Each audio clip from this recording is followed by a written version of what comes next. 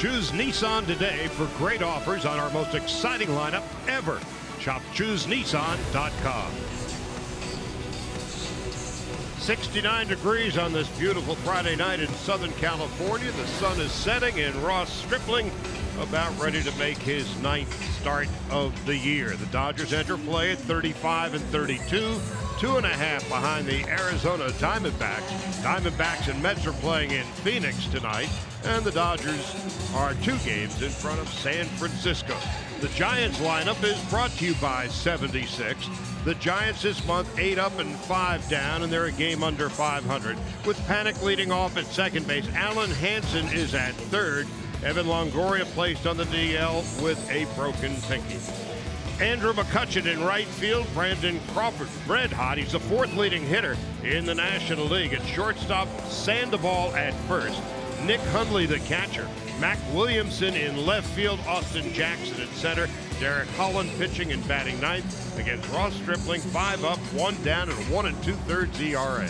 He has absolutely been fantastic. The improvement in the fastball command. He is the #1 strike thrower on first pitch fastballs in the National League. Improvement with the changeup. That helps him against lefties especially.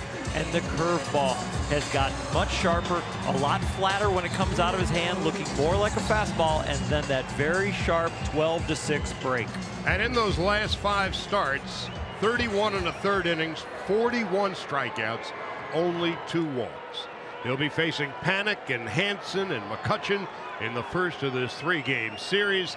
Dodgers will employ the shift on the right side of the infield and move their outfield shaded a bit toward left for Panik at 239. He takes a strike. It's 0-1. Panik with 3 home runs and 7 runs batted in.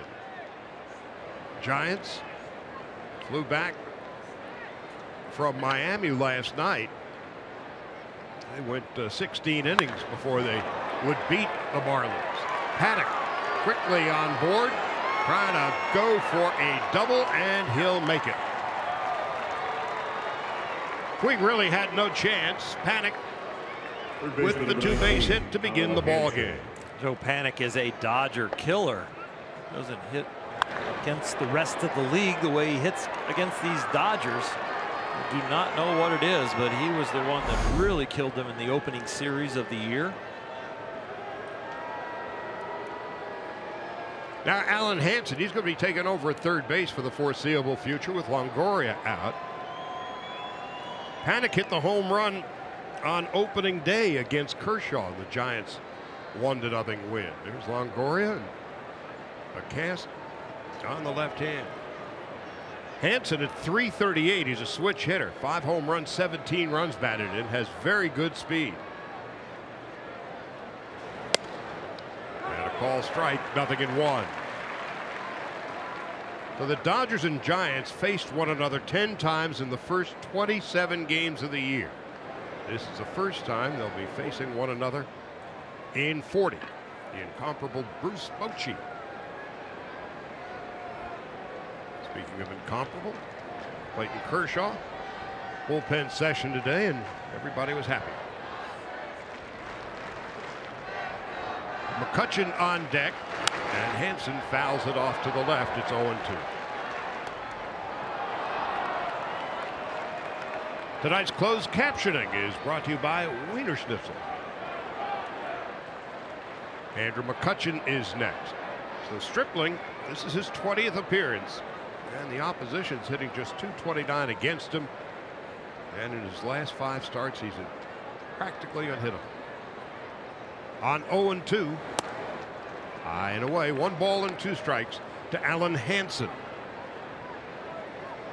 When Panik was out, Hansen played some second base.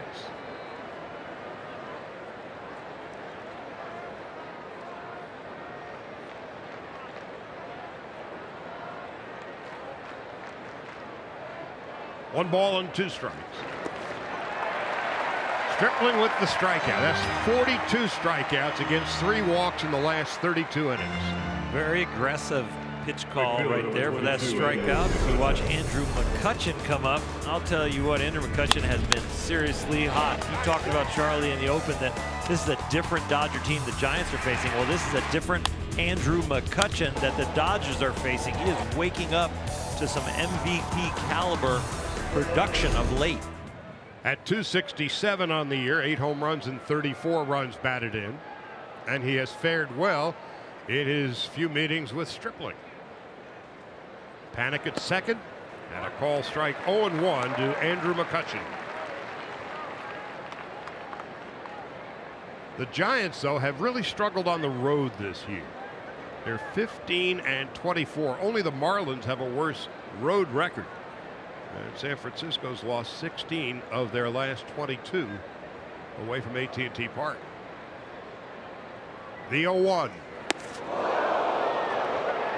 That'll get his attention. This is what is known in the industry as chin music, and it was something you could hear very closely if you're Andrew McCutchen. If he had the full beard that Justin Turner sports, Charlie Blackmon might have had some whiskers hit. 1 ball and 1 strike. Brandon Crawford on deck. And McCutchen to third. 2 out.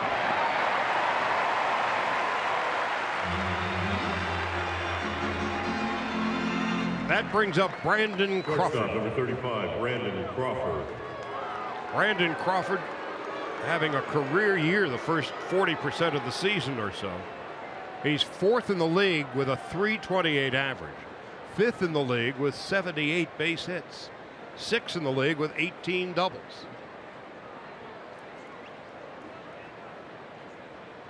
And in his last 40, basically since the Dodgers last saw him, he's hitting over 400. Outside, 1 ball and no strikes. It's a huge turnaround for Crawford and what we were seeing earlier in the season. You see that 147 average where he was just looked terrible at the plate, wasn't making good contact. Who knows if a small injury healed, but something turned him around. 1 ball and 1 strike.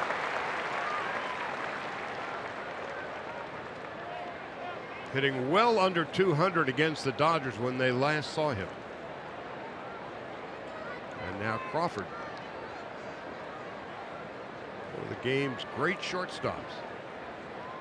And now he's adding offense to his game. 1-1. 2 balls and 1 strike. Lately, though, Crawford's been slowing up a bit. 3 for his last 16.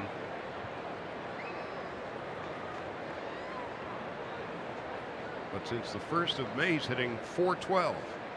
That's the highest in the major leagues. The 2-1. Outside, 3 balls and a strike.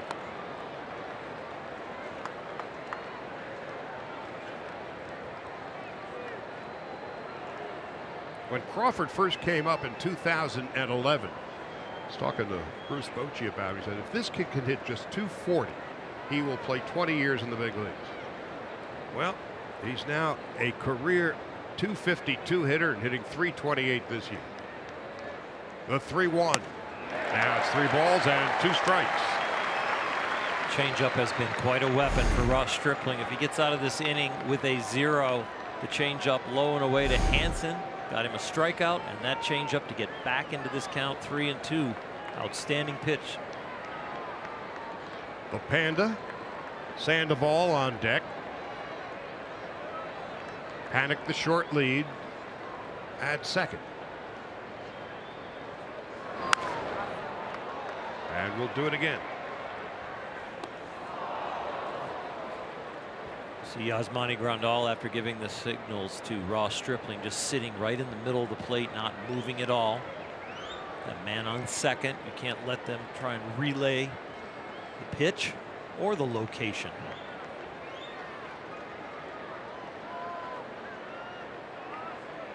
Stripling's 16th pitch of the inning will be the last. Fastball at 94. A leadoff double for Panic, and he is left stranded at second. Now it's the Dodgers' turn to hit when we come back.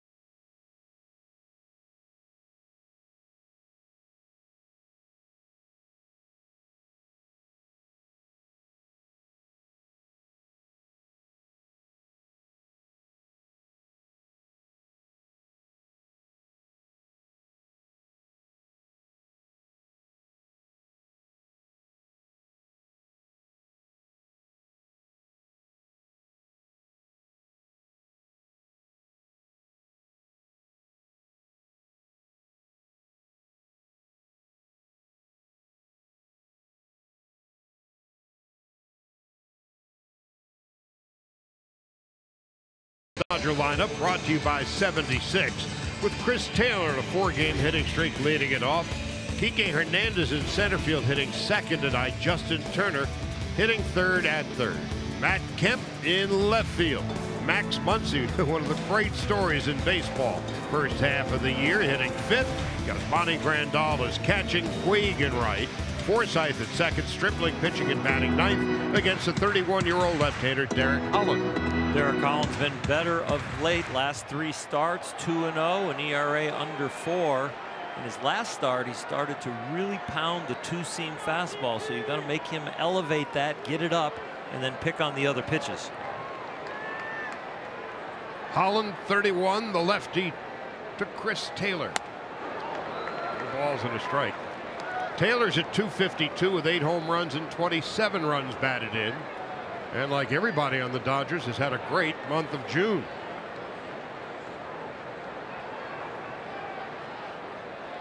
Hernandez on deck. Holland misses up and in. 1 ball, 1 strike.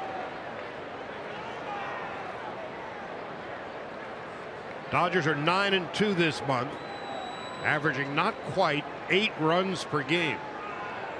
Here's the 1-1. Inside and low, 2-1.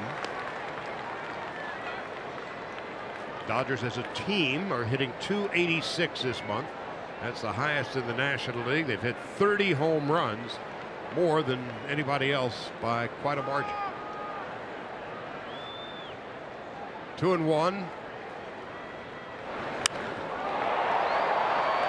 Well hit, but foul.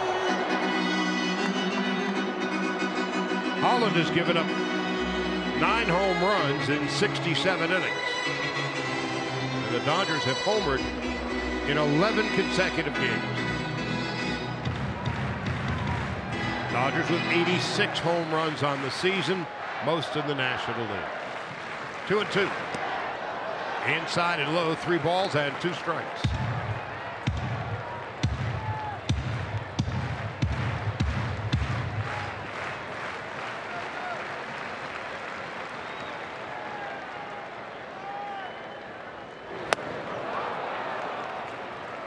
Taylor down on strikes, first out of the first. Center fielder number 14. When Holland is right, what does he do? Well, it's about location with him. He's got 4 good pitches. The fastball that is going to average around 92, the curveball, the slider, and the changeup. But his career has been marred by location issues in the strike zone where he really gets hit hard. So he needs to hit his spots. In 10 big league seasons, career record of 73 and 70. Breaking ball for a strike. 0-1 to Kike Hernandez. Came up with the Texas Rangers in 2009, with the White Sox last year, and his first year with the Giants. Kike at 215. His fancy footwork in the 11th inning night before last contributed to the Dodger win. Tagging up from first base on a fly ball to left, did an outstanding job getting him to scoring position, which forced them to walk Puig, and then that ended up setting up the inning where he scored coming home, avoiding the tag. Dodgers with a walk-off win without a hit. Worked out all right. The Dodgers now at 35 and 32, a season high 3 games over 500. Austin Barnes with the squibber that turned out to be the game winner. It's one of those hits that they don't draw pictures up, and it wasn't a hit. It was really a fielder's choice. But he tried to go home and scored the run. He got the RBI. The Dodgers got the win. 2.5 behind the Diamondbacks as play begins tonight.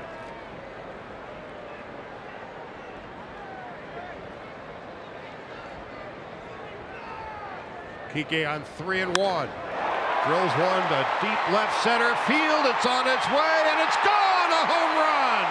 The Dodgers continue to flex their muscles. They continue to hit home runs. Their 87th of the year. They have homered now in 12 consecutive games. And the Dodgers take an early 1-0 lead.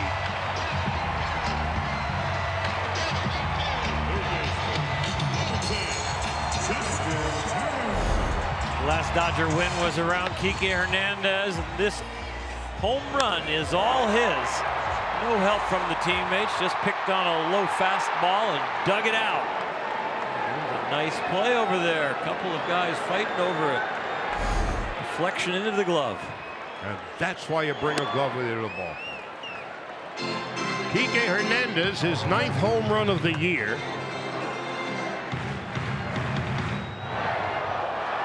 The Dodgers in March and April hit 25 home runs. Last month they hit 31. In the 12th game of June, they have just hit their 31st.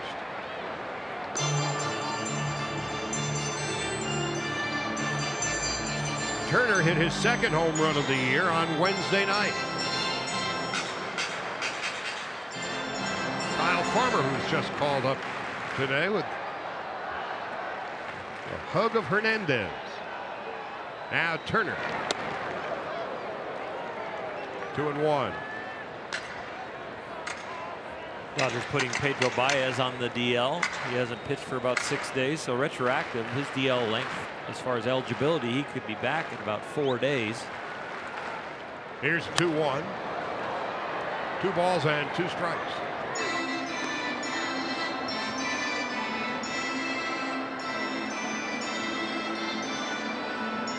Matt Kemp on deck. So the Dodgers tonight are actually using 5 on the bench. Usually it's 4.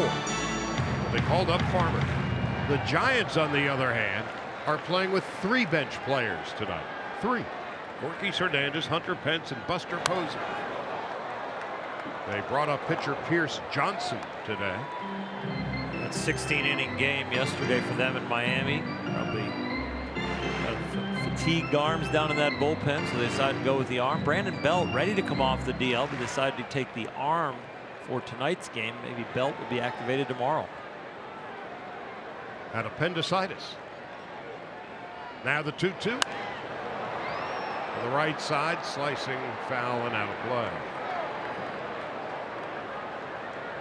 Justin Turner out early today, working with Turner Ward with some soft toss on the field, working to hit the ball back up the middle into right center. It's good to see Justin get extra work because it tells you that that wrist and the maintenance on it is working, that he can actually get those reps. Not just resting it and just taking a few swings and normal BPs, but some soft toss and tee work, but actually having enough time to really bear down and get a lot of reps. Just the first 40 games of the year, and now he works the count full. That's the thing about nagging injuries. You're healthy enough to play, but maybe you're not healthy enough to practice at the level you need to. So sometimes slumps or not feeling as good as you could during the game. It's from lack of practice. The 3-2. Fly ball into left field. That's Mac Williamson. And that would be the 2nd out of the 1st. And when you have those kinds of nagging injuries, nobody knows except the player. And so you may be struggling, and then you read about it, you hear about it, and you don't want to say, hey, I'm hurting. But you know, they don't know, but you know, and it must be enormously difficult. Well, the guys that are hurt are on the DL. The guys that are injured are in the lineup every day. They're all injured at a certain level. They're just trying to maintain, feel as good as they can. The deeper we go into the season, the more they will feel that fatigue and slight pain. Now Kemp takes a strike, 0-1. He, of course, and Robinson Chirinos were involved in that little brouhaha night before last. Each suspended for a game. Chirinos accepted the punishment, sitting it out tonight for Texas. And Kemp is appealing. 1 ball and 1 strike. With Chirinos accepting, that's going to make it hard on Matt Kemp's appeal. Talk about getting hung out to dry. Yeah, the sentencing has already been paid. Here's the 1-1. Kemp tried to check his way. The interesting thing about appealing is you can drop the appeal at any time and then serve the suspension that day or night. So this way, in appealing, you can actually time when you take your day. Maybe they do it the day before an off day to give Matt 2 days off, a veteran player that they've watched the workload on. Kemp, the third leading hitter at 335, takes inside, and it's 2-2. In the old days, when there was a suspension and there would be an appeal, when the team arrived in New York and there would be a head-to-head, face-to-face meeting between the league and the player involved. Here's the 2-2. Kemp skies it to the right, foul and out of play. So you could put it off forever. And I didn't like that at all because it gave an advantage to the Yankees and the Mets. Because then you go have the appeal the first day in. The appeal gets, it was 5 and it goes down to 2, or it was 5 and they have to do 5. Well, the Yankees and the Mets were the ones that always gained from that player being suspended. Yeah, they took the subway down. 2-2 to Kemp. Dodgers 1-0 on the Hernandez home run. Inside, 3-2.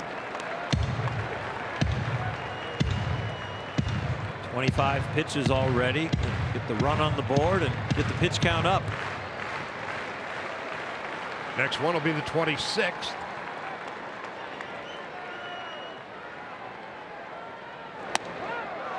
That'll do it. Second strikeout for Holland. But the Dodgers take the early lead on Kike Hernandez's 9th home run of the year.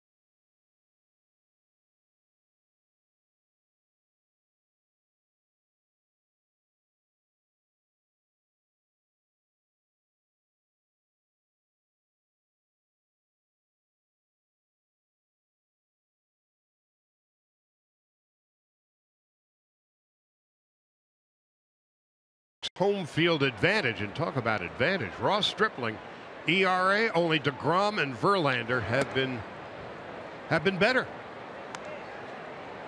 As Pablo Sandoval leads off for the Giants in the second. He's having a comeback year at 271. 4 home runs, 21 runs batted in. Starting at first base tonight, Buster Posey given the night off. 1 ball and 1 strike. Nick Hundley is catching and he's on deck, and then Mac Williamson. So the Panda beginning to turn things around after a couple of really rugged seasons. Here's the 1-1. 1 ball and 2 strikes.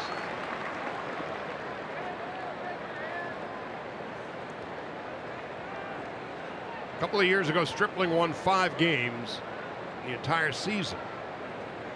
That was a career high. He is 5-1 coming into the game tonight. And now it's 2-2.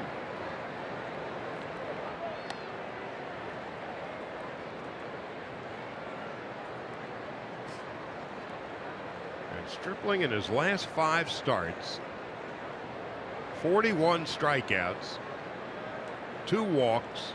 Opponents hitting 191 against him. And his earned run average is $1.15. He got into trouble in the first inning and then got out of it barely without breaking a sweat. Here's 2-2. Stripling should have an easy play. First out of the second. First inning was very impressive. In that Panic had that leadoff double, and then he just got back down to work, strike out Hansen. McCutchen would ground out routinely, and then Crawford would strike out. Yeah, the strikeout to Hansen on a changeup with a man on second and no out was a very aggressive pitch call, because usually your changeup, you're going to pull that on the ground. That would move the runner over, but they threw it in such a way that it was a strikeout pitch, not just a get over changeup. The ball had great depth and got way low and away and got that strikeout, and that set up the key to putting us up a 0. Now Hundley at 262. This is that changeup. So you see he's so far out in front. So if that pitch is on the plate where he can reach it, that's a ground ball to first or second, move the runner over. But they bounced it like they were throwing a breaking ball.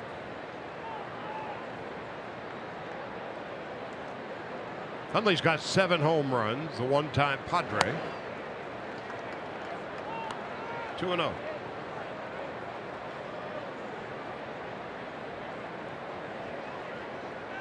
Dodgers and Giants played one another 10 times in the first 27 games of the year.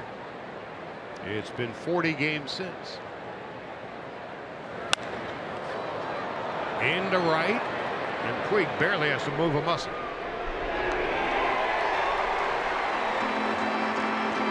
Two out in the second. Outfielder number 51, Mac Williamson. Mac Williamson coming up. He's at 250 with 4 home runs.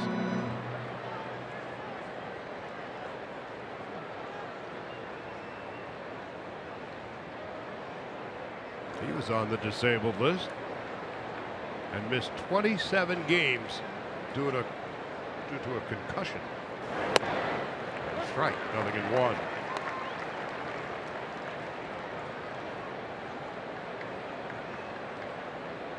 Began the year in AAA. He has a lot of power. No balls and 2 strikes. With Austin Jackson on deck.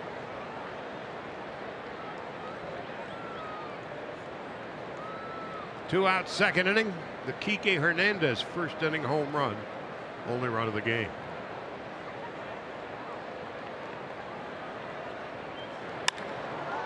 One hop, nice backhanded stab by Taylor.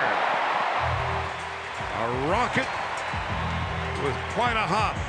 And a terrific backhanded stab by Chris Taylor in the top of the second.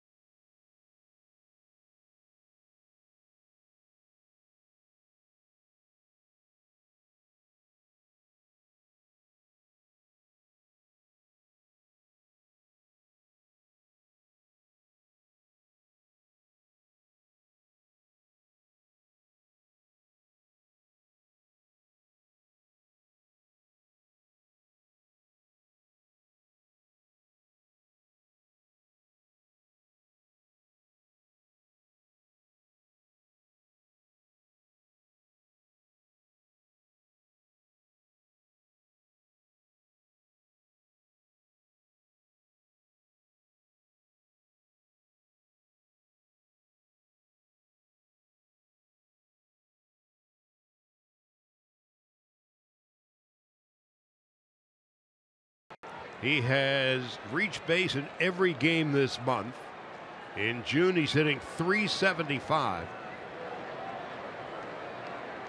6 of those 13 home runs coming this month. And a strike, 0-1. Muncy, Grandal, and Puig to hit for the Dodgers here in the second. Another game, another home run for the Dodgers. Kike in the first inning. 1 ball, 1 strike to Max Muncy. Left on left doesn't really upset Max at all. He's hitting .348 off of lefties. More power when there's a right-hander on the mound, but as far as average, this is his better side as far as facing a left-handed pitcher. About 80 points better. Confidence is a wonderful thing. His waning days in the Oakland organization didn't have it. But now he can't wait to come to the plate as he takes inside 2-2.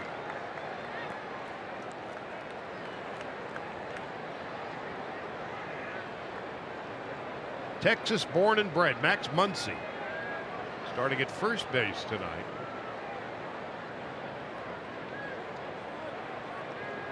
He's a significantly better hitter against left-handed pitching than Cody Bellinger. The 2-2. Muncy takes high, 3-2. Collins' 4th 3-ball count. 3 out of the 4 hitters, each of the 4 hitters in the first inning all had counts with 3 balls.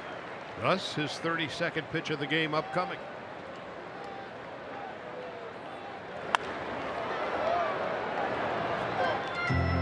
Kike's home run came on a 3-1 fastball. All hitters are much better when they're ahead in the count.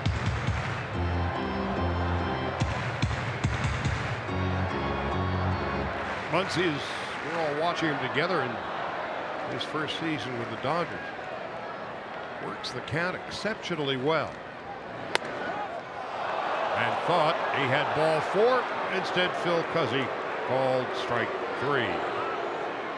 Catcher number 9. Take a look on PitchCast. See what up right there.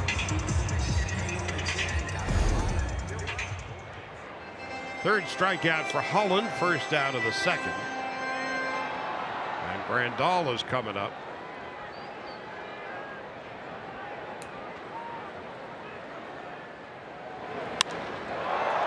Into left. Williamson. 2 out. Time now for the Land Rover Performance Spotlight. Dodgers since the 17th of May have gone 19-6 because they're averaging 6 runs a game. They've outscored the opposition by 61. They've hit 48 home runs, and the OPS is just south of the sky. Kike Hernandez with his 9th home run of the year in the first inning. Now Puig. Yasiel .395 this month with 3 home runs and 9 runs batted in. So everybody's hitting like crazy. As Puig takes inside 1-1. It's really hard to figure out who to highlight in this offense. Just everybody is contributing. Matt Kemp's cooled off a little bit, but he's done so much throughout the year. We have to talk about him still. 1 ball, 1 strike to Puig. It's 2-1. Yeah, Kemp has cooled off. He's hitting only .300 this month. Exactly.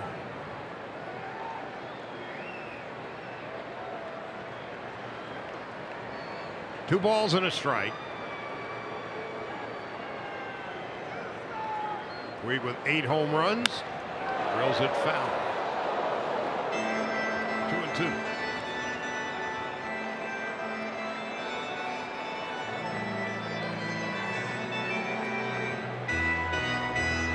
Forsythe on deck, and then Stripling in the first of this 3-game series.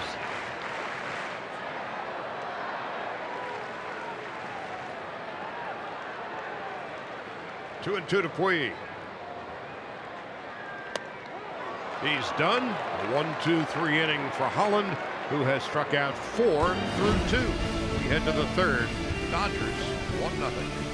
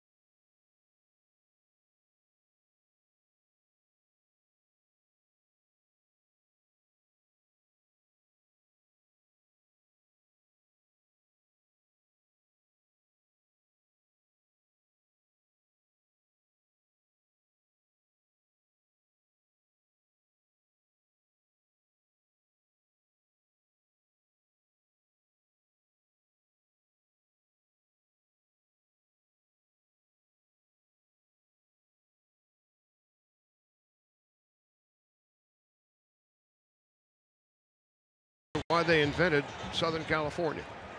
69 degrees at game time. Sun is just now beginning to set. Next 15-20 minutes could be a bit problematic for fielders trying to track pop-ups and fly balls. Outside of that, pretty near perfect. Austin Jackson leading it off. And on the first pitch to center field, Kike Hernandez drifting back. Stripling's making it look easy. Austin Jackson trying to pick on a first pitch fastball. You pretty much know if you get a fastball, it's going to be a strike. Ross Stripling leads the National League in first pitch strike percentage with his fastball. It's a tick over 75% of the time. One pitch, one out. And here's Derek Holland, who does many things well. Hitting ain't one of them. He's 1 for 21 and 15 strikeouts.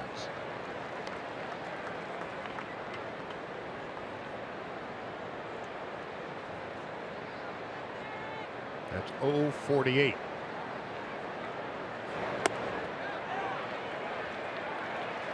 No balls, 2 strikes. Here's the comparison of those first pitch strikes by Ross Stripling. He's 2 for 2 this inning with his fastball.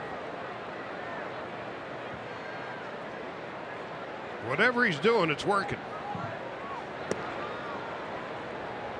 1 ball and 2 strikes. This is the year that Ross Stripling is now emerging as a real frontline pitcher.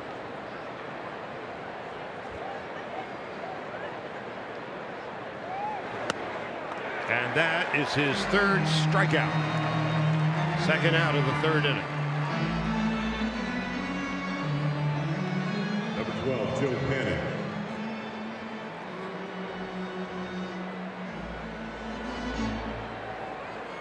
Now here's Panic, who made life miserable on the Dodgers the very first series of the year, the very first game of the year. A home run off Kershaw in the 5th inning of game 1. Giants won that 1-0. And then the home run off Kenley Jansen in the 9th inning.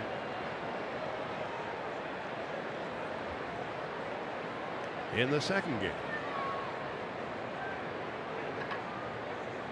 Began the night with a double, just his 3rd of the year. There's 2 out. 0-2.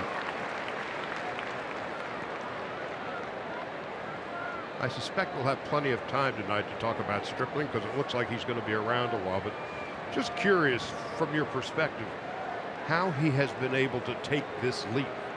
The 0-2, 1 ball and 2 strikes from a spot starter, an occasional long reliever. Granted, some injuries and he was pressed into service, but his game has so markedly stepped up. I would think that he's made small incremental changes in a few different things. The fastball command, the changeup and its usage and improvement, and then the curveball coming out a lot flatter, looking like his fastball and still having the sharp break. When he was in the bullpen, it was a little bit loopier. It was always a good curveball, but it was a little bit loopier, and he's got a little bit more angle to it now. So when it comes out of his hand, it comes out flat instead of popping out visually to the hitter above the hand, which tells the hitter that's a curveball. Now it's coming out flat and then breaking, and the hitter has less of a read on it. 1 ball, 2 strikes to Panic. And that is Muncy. And that is that for the Giants. 9 in a row retired by Stripling. 1-0 Dodgers. We go to the bottom of the 3rd.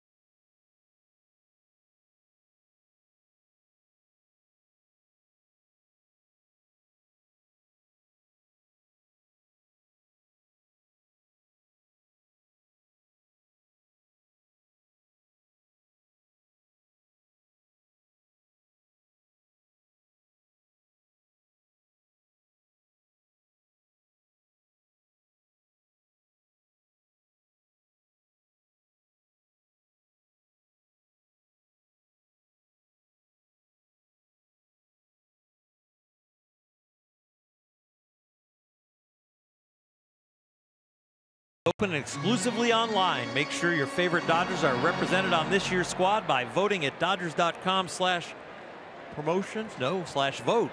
Catch all the excitement of the 89th MLB All-Star Game presented by MasterCard July 17th live on Fox. Life is a promotion. Logan Forsythe takes a strike and it's 0-1. Forsythe at 212 with 2 home runs, 11 runs batted in. And Stripling then the top of the order. Kike Hernandez a 1st inning home run, the only run of the game. Forsythe takes high. 1 ball and 1 strike.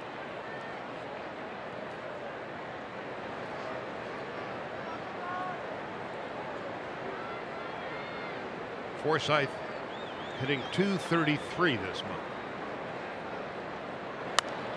As he fouls it to the right, it's 1-2.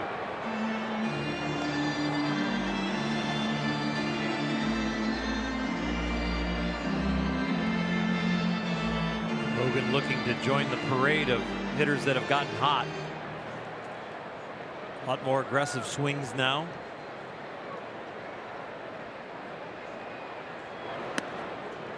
Just missing. He's really gotten to a point now where he's having to earn his at-bats.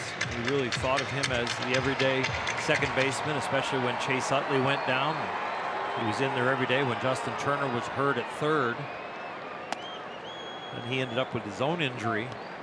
But now with everybody else starting to really get hot, starts to stand out a little bit that Logan needs to catch on. As a result, Muncy started at second base on Tuesday night. Here's a 3-2. That one is well hit to left center field. Logan Forsythe has just off the base of the wall. It's going to be a double. Well, he's going to just jump all over that pitch, clearly listening to you with an IFB in his ear. Forsythe with the double, his 8th of the year. Well, in some ways, you know, he's gone through a few mechanical changes. Every hitter all the time are tweaking something here and there. And like Jock Peterson, who all of a sudden got comfortable with the new stance and the new mechanics and started to cut the bat loose. And that's what Logan's starting to do too. A lot of his hits now coming to the left side of the diamond where he's driving the ball. Now Ross Stripling coming up.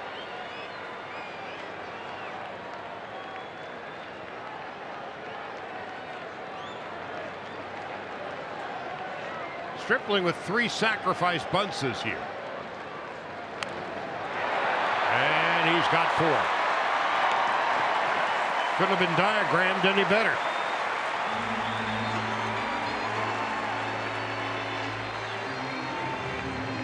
Part of Bob Guerin's early bunting group, and Ross Stripling does Bob Guerin proud. Gets out there real early, bats out in front of his eyes, barrel above the handle. Gets the angle preset and then deadens it out there perfectly. It's almost as if you want to catch the ball with the bat. Bring it back. Don't be overly aggressive. Let the deadened bat do all the work. And he did. Bruce Bochy brings the infield in halfway for Chris Taylor, who struck out in his first at-bat.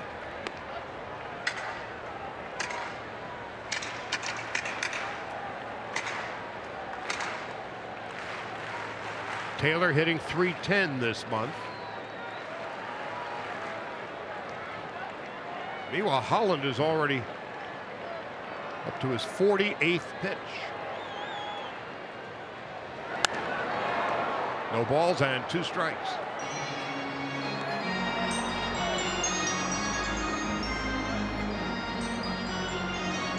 The Giants ended up beating the Marlins yesterday 6-3 in a game that took 4 hours and 49 minutes and 16 innings.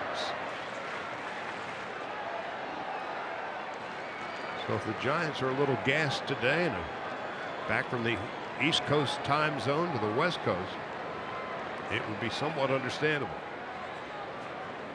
And they got to the hotel about 9:30, 10 o'clock, but their body time, that's a little bit later. Not enough time to recover when you have a night game. It's not like they had meetings in the morning. They could sleep in. Executive time. No balls and 2 strikes. Taylor down on strikes for the 2nd time. And Holland's 5th strikeout of the game. Number 14, Kike Hernandez. Now Kike.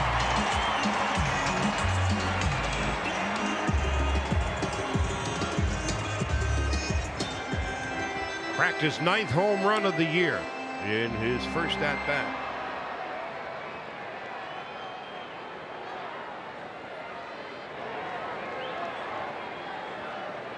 That was a big strikeout, as now Forsythe at 3rd and the infield can withdraw.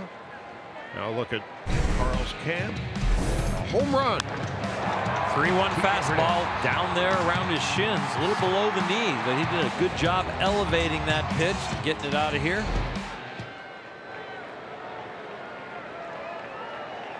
Turner on deck. Forsythe at 3rd. 2-0.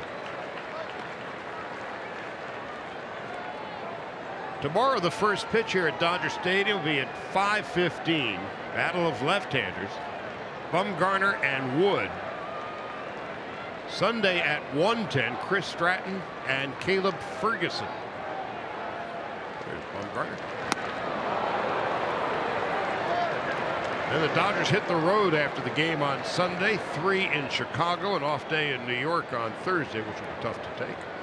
And then Friday, Saturday, and Sunday with the struggling Mets, who are in Arizona this weekend.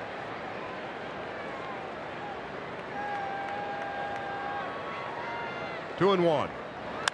Drilled to left. Pique has been all over Derek Holland. Holland fell behind 2-0. Then the 2-0 pitch was a changeup. Pique being aggressive right now, seeing the ball well. And that last one he saw very well. Just needed to turn the field a little bit.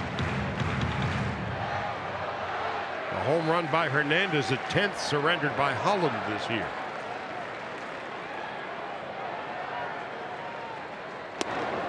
It's now 3-2 with Justin Turner on deck.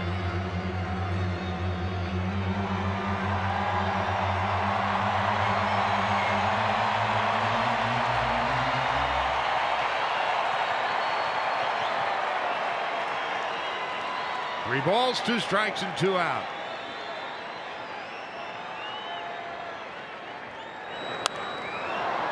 And we'll do it again.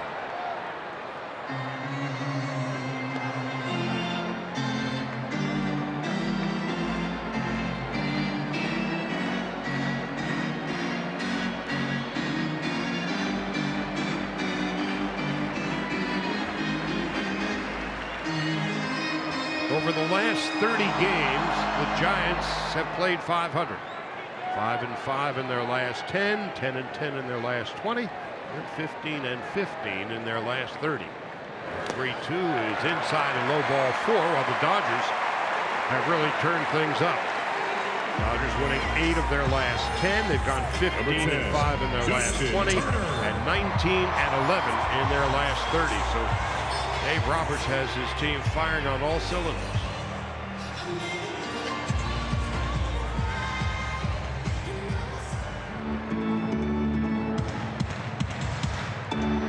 Holland's first walk of the night. Runners are at the corners with 2 out. And Justin Turner coming up. Dodgers as a team hitting .245 with runners in scoring position, which is exactly their average throughout the year. Team batting average .245, runners in scoring position. I don't believe that here is natural. 1 ball and no strikes. But the ball is, and that is.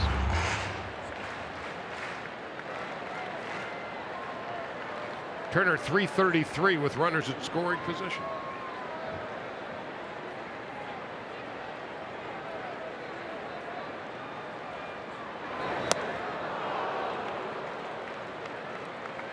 One and one.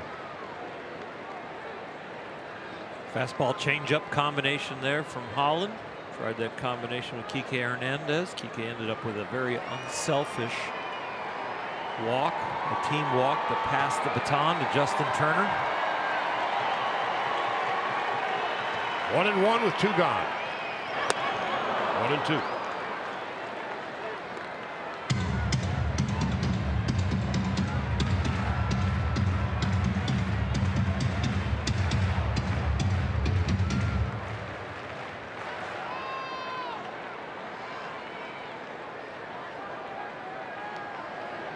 One ball, 2 strikes, and 2 out. 1-0 Dodgers in the bottom of the 3rd.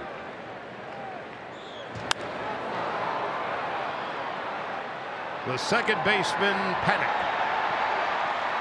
That's going to do it. Dodgers squander the leadoff double. Forsythe stuck at 3rd. Changes at 1st. 1-0 Dodgers. We go to the 4th.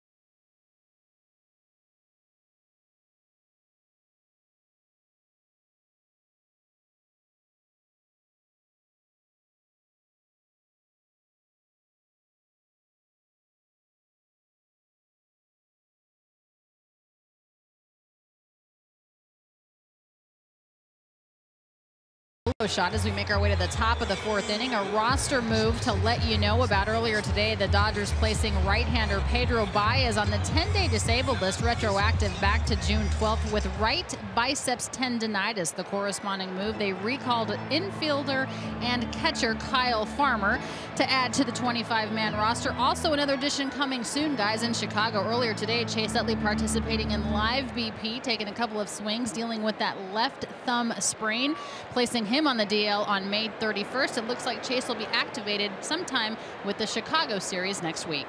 Alan Hansen to lead it off for the Giants as we go to the 4th inning. Hansen struck out swinging in his first at-bat. Hansen and McCutchen and Crawford to hit. To the right side of the shift. Forsythe throws out Hansen, first out of the 4th. Number 22. Ross Stripling keeps the infielders and outfielders on their toes with all the strikes that he throws. You see, here we are and out into the 4th inning, only 39 pitches, so there's no falling asleep out there. 16 in the first, 11 in the second, 10 in the third, and a couple of pitches here in the 4th as McCutchen comes up. He bounced to third in his first at bat.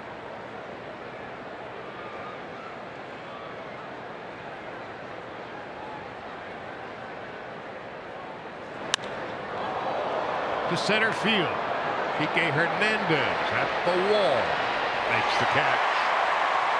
2 gone.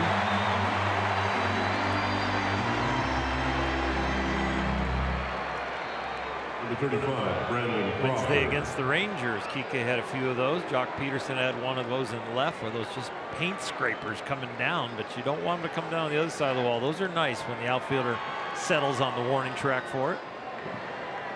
Now Crawford, who struck out swinging in his first at-bat. On May the 1st, Crawford was hitting 191. And since then, 417. Nobody has been hotter since the 1st of May in baseball than Brandon Crawford.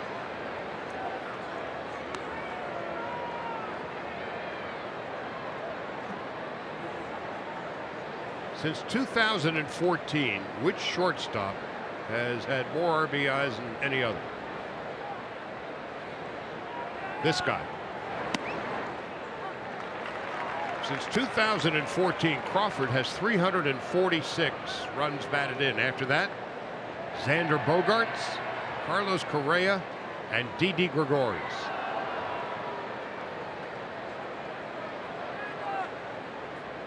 One and one with 2 out. 32 RBIs on the year for Crawford, who swings and misses, and it's 1 and 2.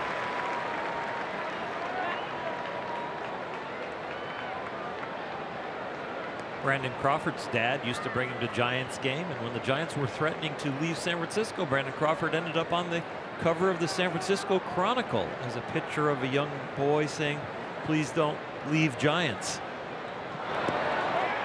Crawford down on strikes for the 2nd time tonight. 4 strikeouts for Stripling, who's cruising right along. 7-pitch inning.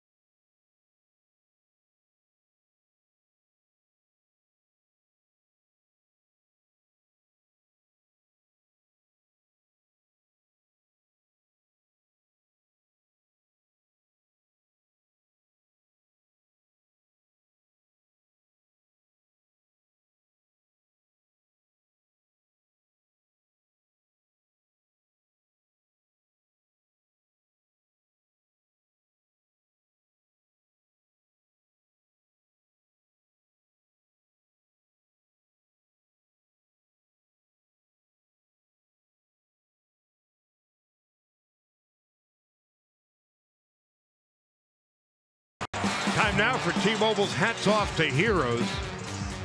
Was there a better player in the last 50 years, 60 years, 70 years? And Willie Mays, the 51 Rookie of the Year, did not play in 53 due to military service.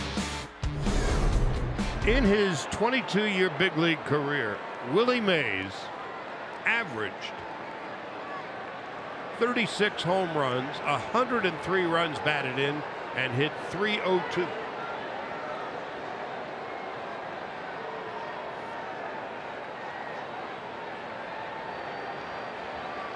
He averaged 18 stolen bases a year to boot. Into center field. Well hit. At the wall. Gone! Matt Kemp on the first pitch of the 4th inning. Hammers his 11th home run of the year. Second one of the night for the Dodgers, who now have 88 on the year.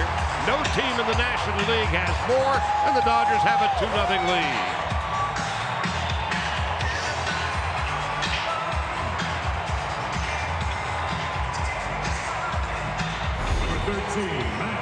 Matt Kemp is batting .400 on fastballs this year. That is the best in the big leagues. Well, guess what that pitch was that he just hit out of center field? A fastball. For the Dodgers, their 49th home run in their last 26 games. This is crazy. Now here's Muncy with 13 home runs. Takes a ball outside, 1-0. Early in the season, we talked about the Dodgers' woes of not hitting with runners in scoring position. Well, now they're in scoring position when they get in the batter's box. Muncy, 2 balls, no strikes. Well, check that as Tom Hallion, the third base umpire, crew chief, said, you know, he went around. So it's 1-1. Kemp moving up the all-time franchise ladder. And the Duke of Flatbush is will be there for a lot of years. 2-1 to Muncy. Took a called third strike in his first at-bat. Now it's 2-2. Muncy's hitting .375 this month.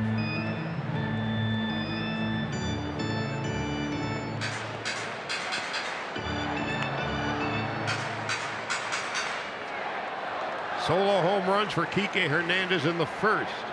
Matt Kemp here in the 4th. Dodgers 2-0 over Derek Holland. Now it's 3-2. And again, here's Muncy working the count. It's interesting. A few days ago, Joe Davis went up to and said, you know, why so hot? He goes, well, I'm just getting so many good pitches to hit. Very humble when he said it. Then we did some research. To left field. Slicing toward the corner. Research turned up that Max Muncy is getting the fewest strikes of any Dodger in the lineup. So that's how well he's seeing the ball. He thinks when he sees one good pitch, it's registering as a lot of good pitches to hit.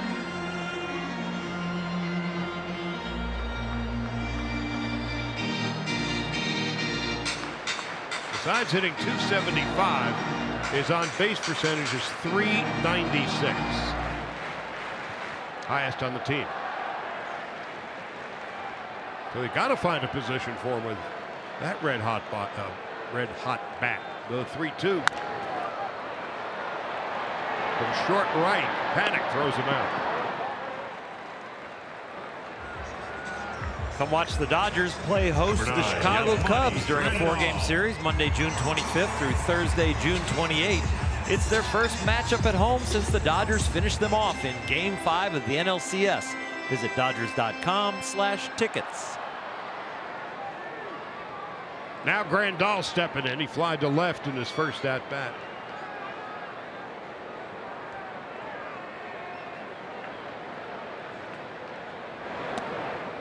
Grandal, one of the few Dodgers who's not been terribly hot while the rest of the team has been. As the Dodgers have won 19 of their last 25. Since May the 17th, Grandal's just at 188. Yasmani hitting .245 from the right side. And Austin Barnes, who has lost a little playing time now, back to Yasmani, even when there's a lefty on the mound, only hitting .206 on the season.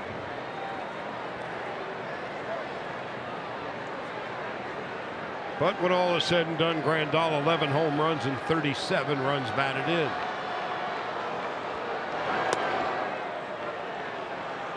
Two balls and a strike.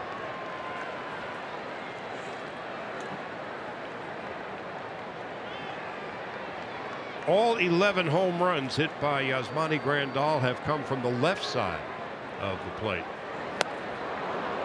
Now 2-2. Well, he all but went home last year after the playoffs and thought he had lost pretty much his starting job. Had a great offseason, came into camp, worked hard even though he thought his playing time was going to go down.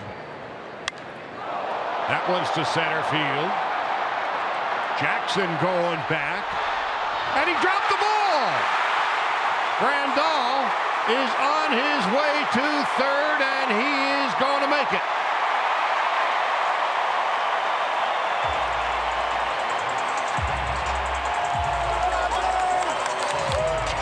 It was a long run for a catcher. Yasmani thought he got it almost like a home run, trots a little bit, and then notices that it's probably going to get caught or be off the wall, so starts to run.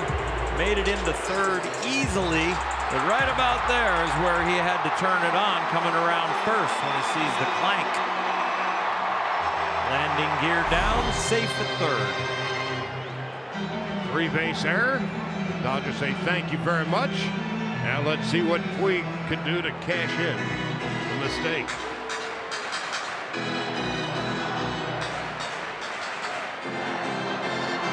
The Giants this year defensively have not been good. That was their 52nd error. They ranked 14th in the league. As Puig takes low 1-0. Yasiel Puig trying to do what Chris Taylor couldn't, which is to get the runner in from third with less than 2 outs. They stranded Forsythe after a nice sacrifice from Stripling. Puig struck out in his first at-bat. There's a fly ball to center field. That's easily going to score Grandal. And now how far will Puig go? He'll arrive at second base with a stand-up double. The RBI and the Dodgers' second run of the fourth. They lead 3-0.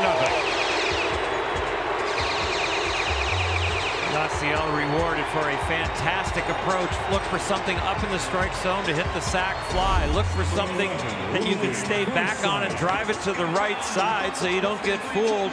He does all of it and finds a gap to get a double for himself. Fantastic approach and at bat from Yasiel Puig. Puig's 13th double and his 25th RBI.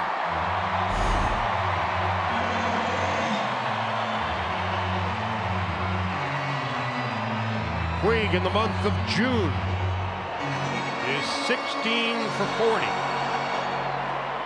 Puig's hitting .400 this month and has lifted his average from .227 to .265. Now Forsythe, who doubled off the wall in left center in his first at-bat, takes a strike. It's 0-1.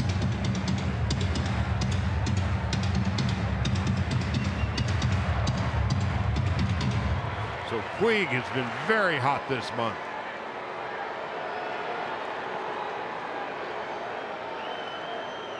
Stripling on deck.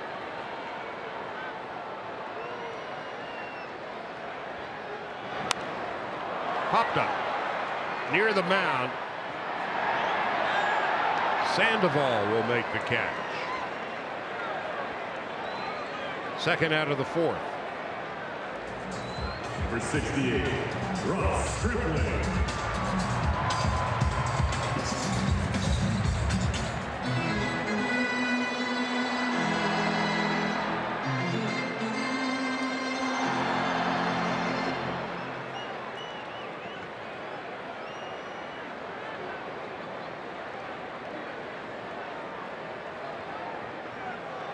Two out and Stripling a sacrifice in his first plate appearance.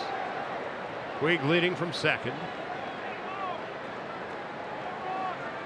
The Dodgers leading it by 3. Thanks to a home run by Kemp and an error by Austin Jackson. A 3-base error got Grandal to third, and then Puig would double him home.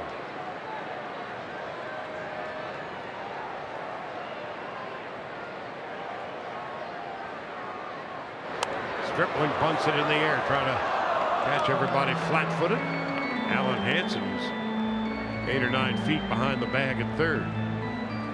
2-out runner in scoring position, but you're the pitcher and they're giving you plenty of room at third base. You try to bunt for the hit. If you're an everyday player, you don't. You try and drive that runner in, but Ross Stripling trying to figure out a way to get Chris Taylor to the plate. 0-1 with 2 out.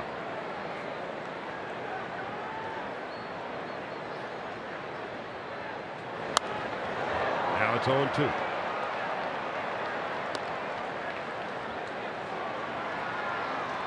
Padres routed Atlanta tonight 9-3. Freddie Galvis went 5 for 5.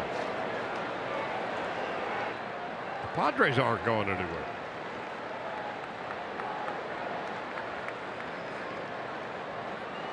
Rockies lead the Rangers in Texas 9-5.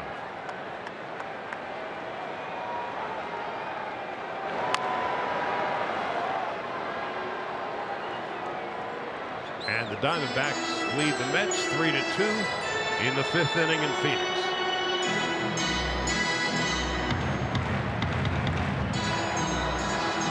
Matt Holland already at 80 pitches.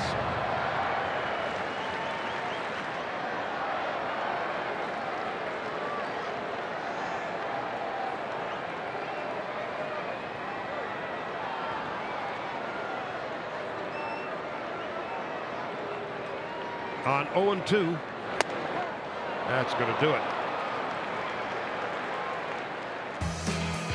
6 strikeout for Holland. Matt Kemp, his 11th home run. Dodgers 3-zip.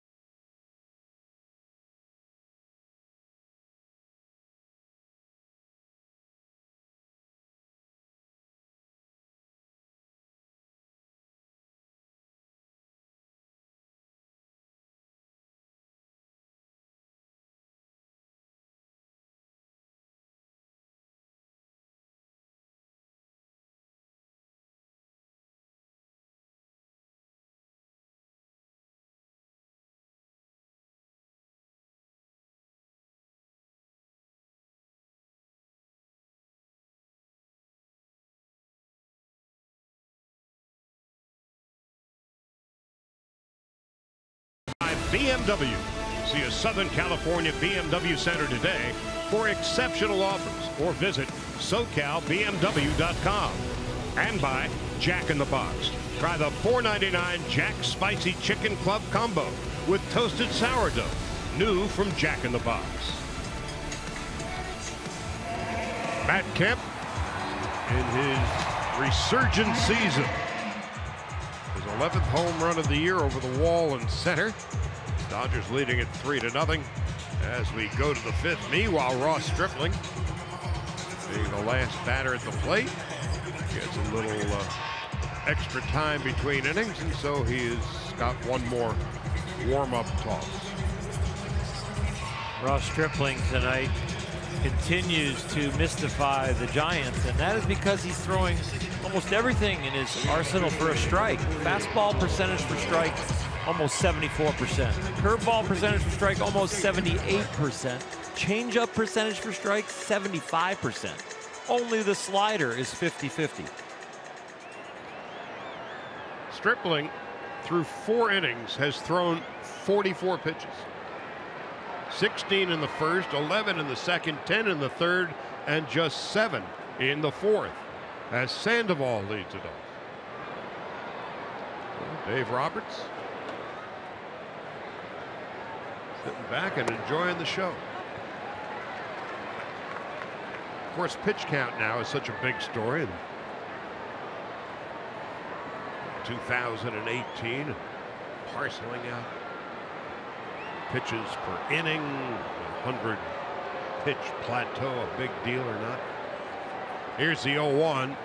Sandoval, fair ball into the left field corner, and the Panda is on his way to, well, he's not on his way, stops it about halfway to second base and reverses course. Number 5, Nick Hundley. He is not one that should throw out an anchor.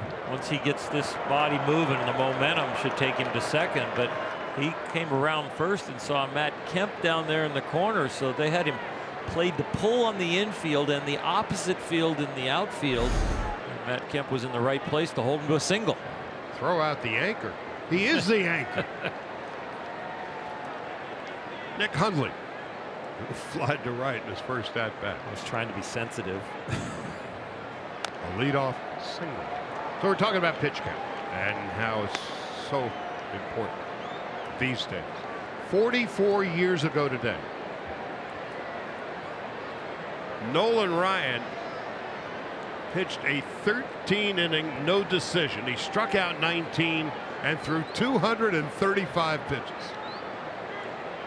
That's pretty amazing. All that in a no decision. 19 strikeouts, 235 pitches, and 13 innings away.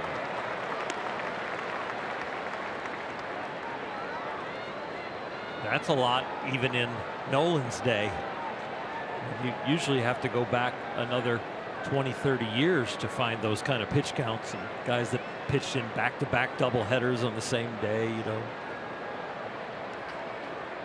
Hundley on 0-2. That's the 5th strikeout for Stripling, and the first out of the 5th. Fastball up. 51, Mac Williamson. The things that Ross does so well is when the fastball up is called, he gets it in the vicinity. He doesn't default to missing around the shoulders. He misses from the top of the strike zone to just out of it, and that really makes it an effective pitch. Mac Williamson missed 27 games this year with a concussion. And he takes low. Stop the presses. Ross Stripling threw a ball on the first pitch with a fastball.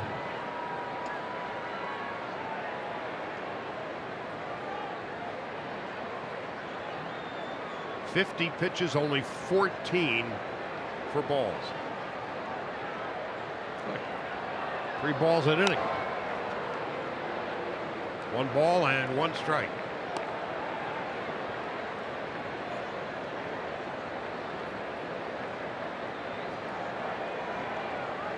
He threw that fastball for a ball, and he dropped his percentage of fastball for a strike. This game, 8%. Went down from 85% down to 77% just with 1 miss. Ball, a strike, in and out. Dodgers 3-0. 91 and inside, 2-1.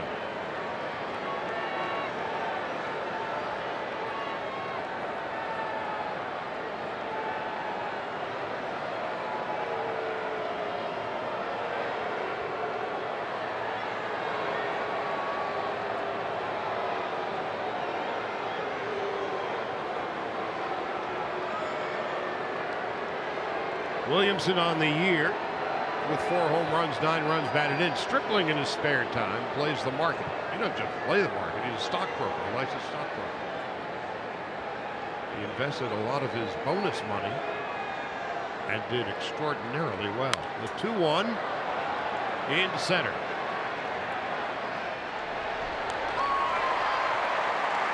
2 out in the 5th. The 16, Austin Jackson. So he's a stockbroker, and his brother is in the nuclear physicist business. He's a very smart individual, but so down to earth to talk to. I mean, he does not try to impress you with his brain. He just is a regular guy.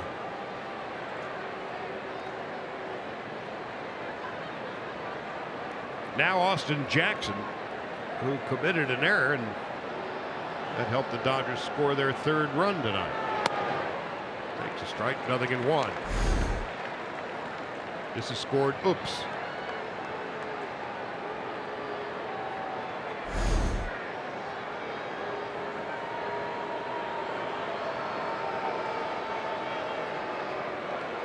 Two gone in the 5th. The Panda still at first.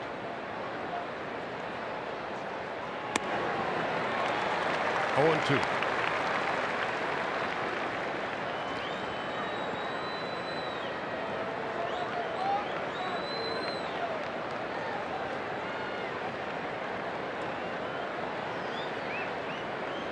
Coming into the game, Stripling 72 strikeouts and 11 walks. Tonight he has 5 strikeouts, no walks, and it's 1-2.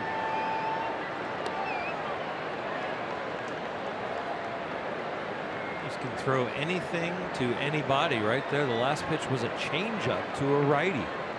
Not something that you see right-handers that have a lot of other weapons go to. Ross will throw anything.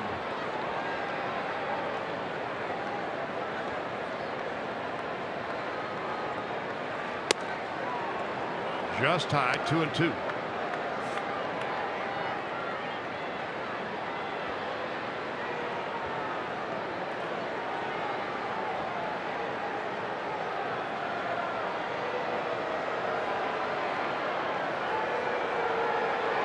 Two balls, 2 strikes, and 2 out.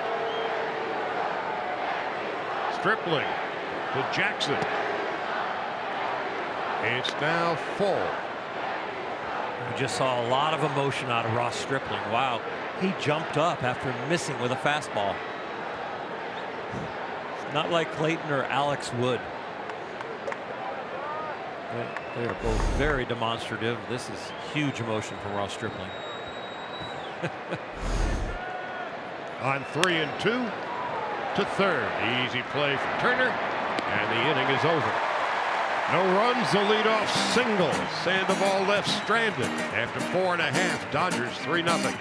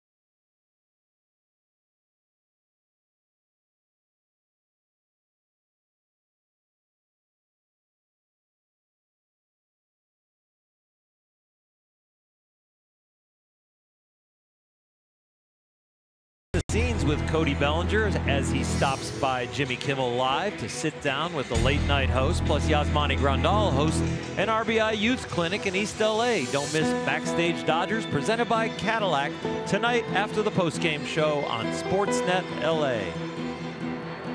As we head to the bottom half of the fifth, top third of the Dodger lineup with Chris Taylor, Kike Hernandez, and Justin Turner against Derek Holland, who's about to throw his 82nd pitch of the night. Taylor, who struck out twice, takes a strike. It's 0-1. 3 runs, 4 hits for the Dodgers, no runs and 2 hits for the Giants.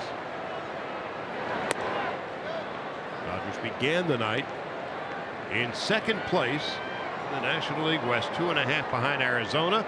They're beating up on the Mets now. It's 5-2 in the 6th inning in Phoenix, and the Dodgers 2 games in front of third place San Francisco. Taylor having difficulty with Holland so far tonight. Between taking some strikes and swinging through some other hittable pitches, has not really been able to barrel anything up yet.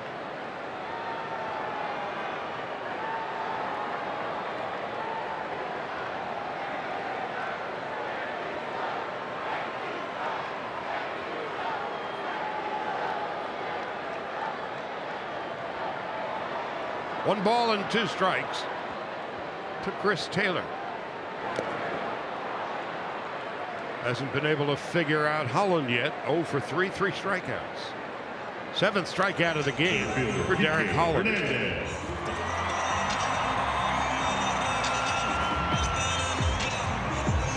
Now Kike Hernandez. First inning, cracked his 9th home run of the year. Now has 20 runs batted in. Dodgers with 2 home runs tonight have homered in 12 consecutive games. 88 on the year, the most in the National League. 1 ball, no strikes to Kike Hernandez.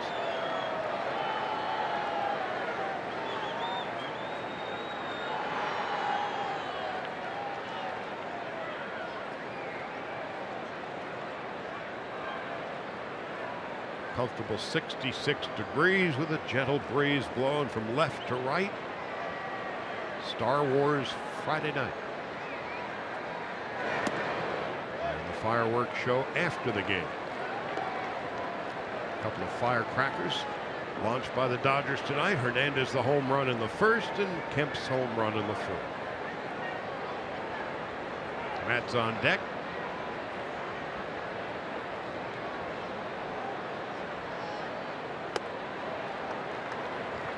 Three balls and no strikes to Kike Hernandez.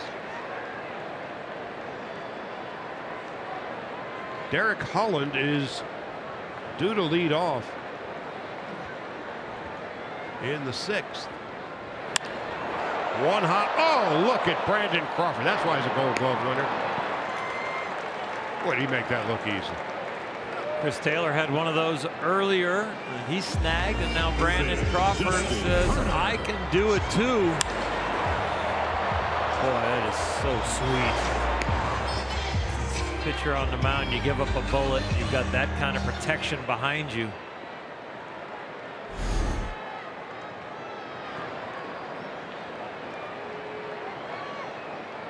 Crawford, a 3-time Gold Glove winner, including last year.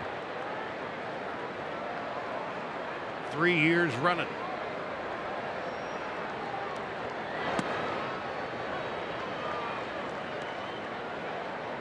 Turner with Kemp on deck.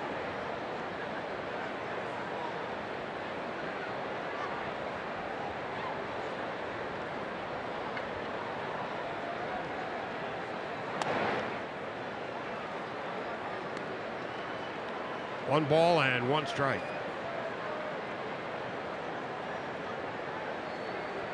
Crawford, the 3-time Gold Glove Award winner. Oh, by the way, is the 4th leading hitter in the National League this year. Drilled to left field, but hooking foul.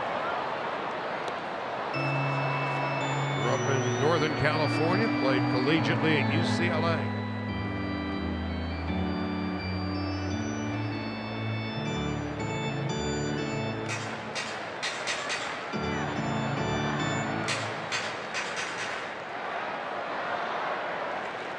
Turner 0 for 2 tonight. Fly to left and pop to second. Now it's 2-2. The out pitch for Holland has really been his well-located fastball. It's where he's gotten most of his strikeouts with. 2-2 with 2 out.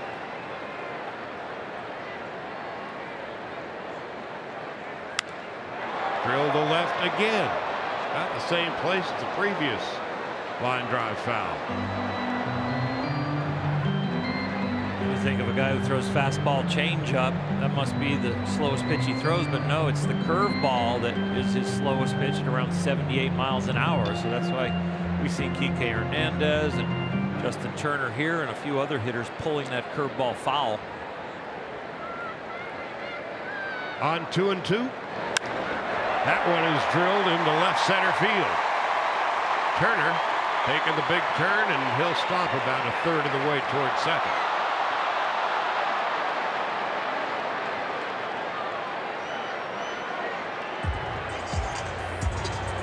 Matt Kemp coming up. The top tier play of the game brought to you by Arco. It was a very appropriate sponsor for this blast that had a huge arc to it. I think it fooled a lot of different people who watched it that he hit it that hard and that high. Eye test supreme. Kemp now with 11 home runs on the year and 42 runs batted in. Dodgers leading by 3.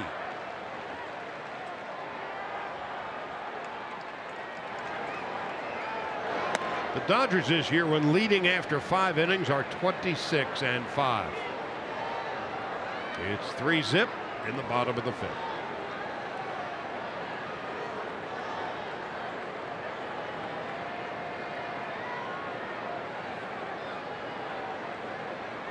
Holland's 97th pitch. 1 round. 1-1.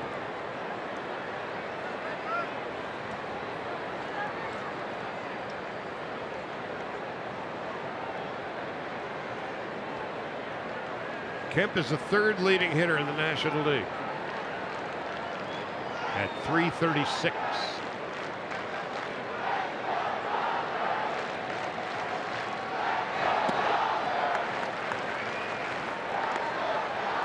Two balls and 1 strike to Matt Kemp. A couple more pitches and Holland will be at 100. He has gone 100 or over only twice this year as far as pitch count. And 44 years ago tonight, Nolan Ryan threw 235 pitches in a game in 13 innings. 3 balls and a strike to Kemp. That pitch count has been produced by a lot of 3-ball counts. This is his 10th 3-ball count. And he's also got 7 strikeouts, so put that into the soup, you got 100 pitches coming up.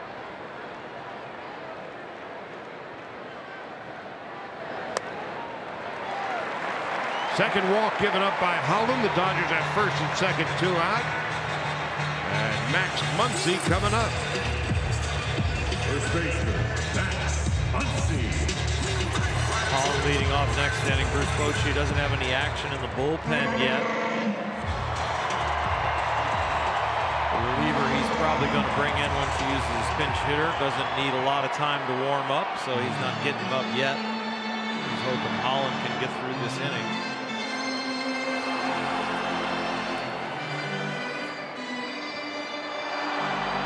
Muncy 313 with runners in scoring position.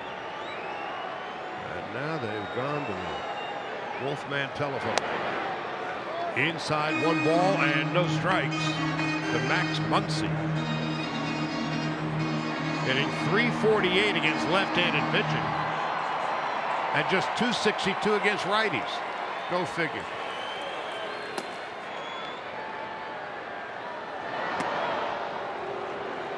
One ball and 1 strike.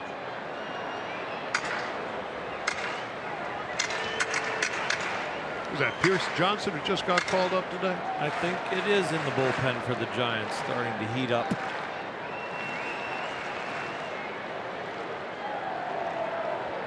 Longoria placed on the disabled list. Broken finger. 1-1. It's inside. 2-1 to Max Muncy. That is a huge pitch for this at bat. 2-1 compared to 1-2, and that was right near the edge. So Muncy's about 100 points better lefty against lefty than it is against right-handed pitcher. And it gets past Hundley. The runners will advance. Second and third. The count is 3-1.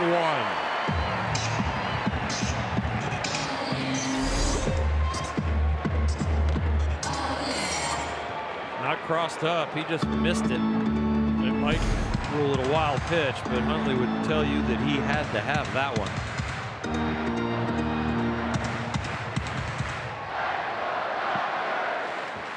So now a base hit by Muncy. Dodgers to tack on another couple of runs. The 105th pitch. Muncy breaks his bat, and Holland will make the play, and that will end the inning. No runs, 1 hit, 1 walk, 2 left. 3-0 Dodgers as we head to the 6th.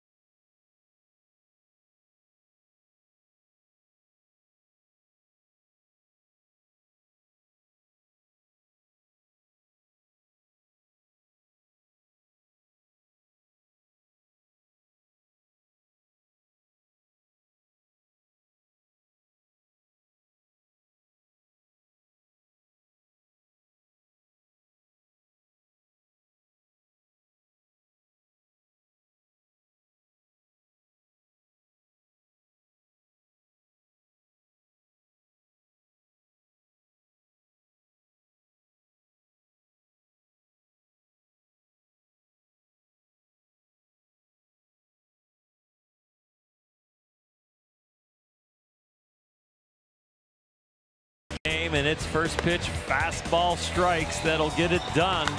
He's thrown 8 out of 10 for strikes to get ahead. 17 first pitches, 10 of them have been fastballs, few sliders, few curveballs, a changeup, but that one for a strike has served him well.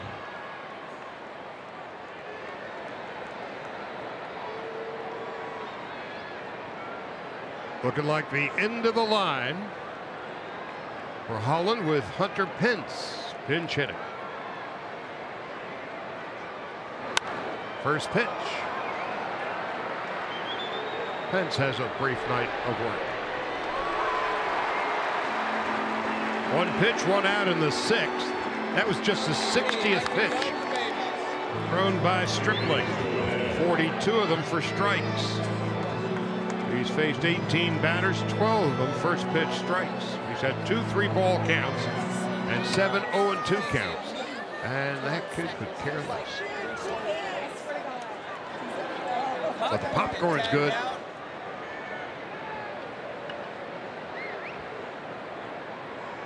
One out. Panic is 1 for 2. Facing the shift on the right side of the infield. Panic doubled in the first inning. He'd be left stranded.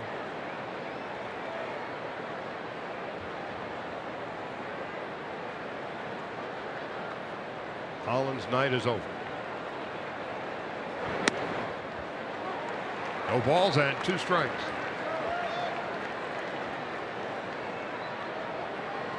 Panik is hard to strike out swinging with 2 strikes. He has the best percentage in the big leagues at not swinging and missing. He has been struck out only 9 times all year.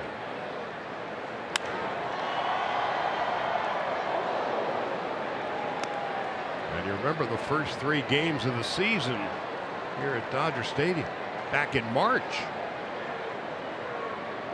With a home run off Kershaw.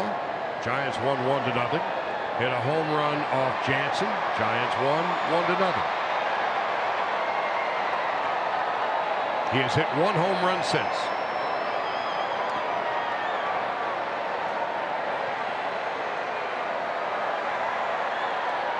Those are the type of losses that are not happening now with the Dodgers now that the offense has really woken up. Those are painful for a hitting coach and a manager and an offense when you lose 1-0.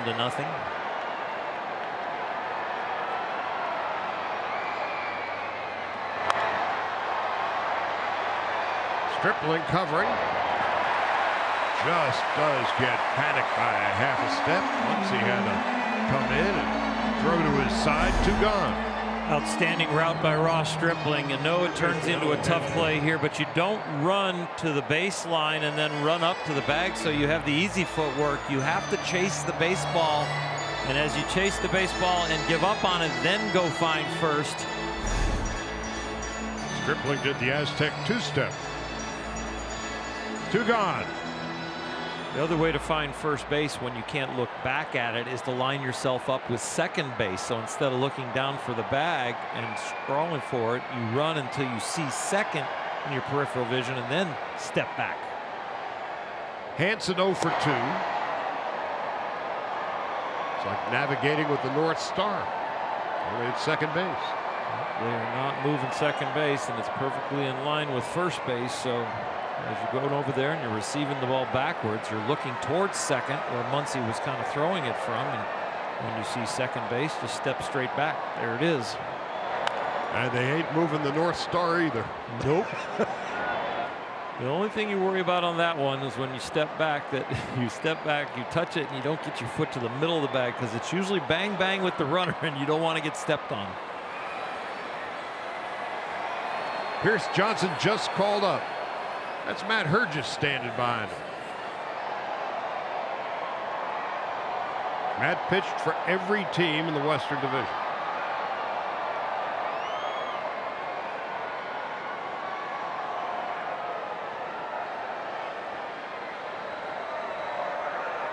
Two outs, 6th inning. Stripling working on the shutout, giving up 2 hits to this point. Hansen takes inside. 2-1.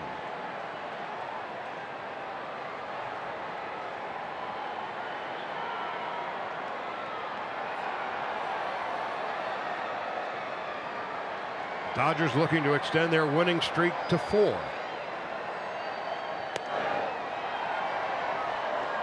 Giants have struggled on the road this year.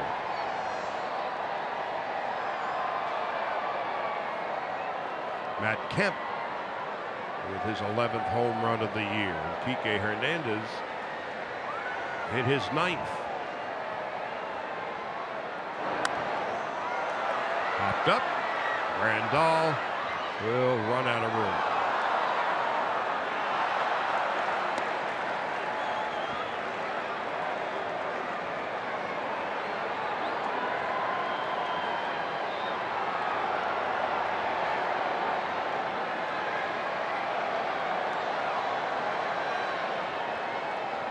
Jeff Idelson, who's the president of the Hall of Fame, is here tonight. And it's only a matter of time where he will be greeting Bruce Bochy into the Hall of Fame. Here's a 3-2. Call strike 3. That will end the inning. Ross Stripling now with 6 strikeouts on the night. Hasn't walked anybody. Dodgers 3-0.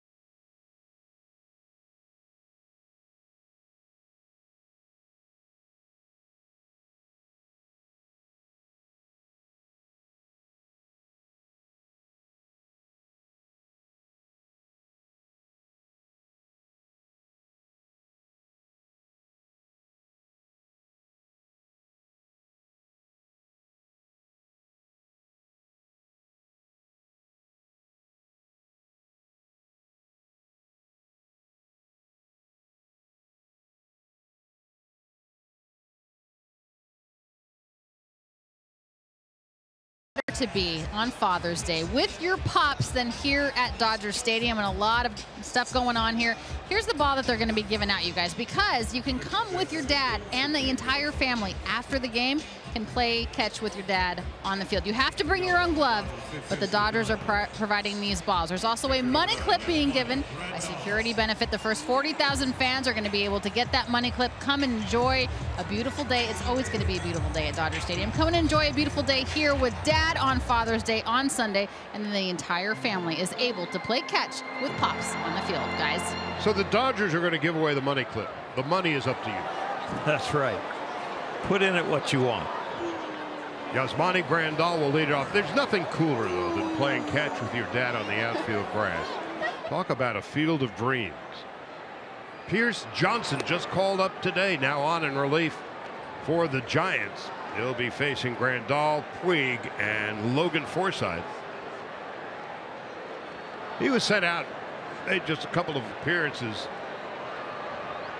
at Sacramento. As Grandal fouls it back. Made 23 appearances with the Giants this season. 3-2 and a 5.83 ERA. His first 13 games he was fine. The last 10 he had an earned run average of 10-13 and a trip to Sacramento. So now he's back. Derek Holland went 5. Grandal with a comebacker. 1 out in the 6th. Pierce Johnson can get it up there in the mid-90s. Got a curveball and a slider and a changeup also. When he's fallen into his difficulties here at the big league level, it's his fear of getting that fastball hit, and so he defaults to the breaking ball, and then a lot of times has not done well with that pitch. Maybe coming back from AAA now, going to get more confidence in throwing that fastball where he just got that first out. Puig with a double and an RBI in 2 at-bats. He struck out in his first plate appearance.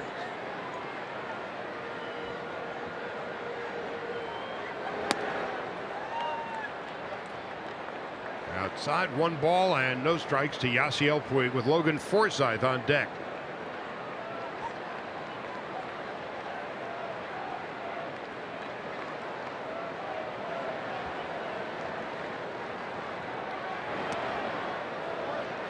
Two balls and no strikes.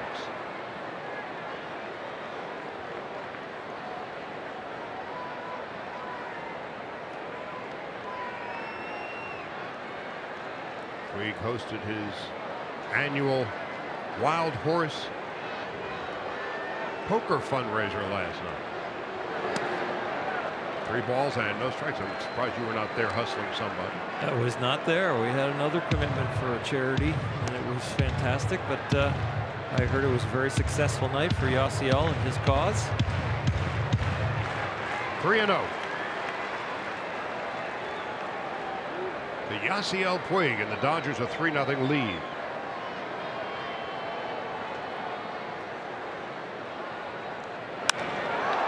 Into center field, Austin Jackson is there.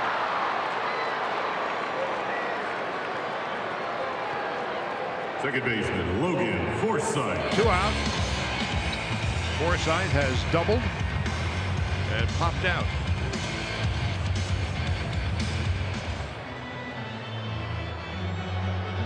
Arizona cruising past the Mets 6-2 in the 7th inning in Phoenix.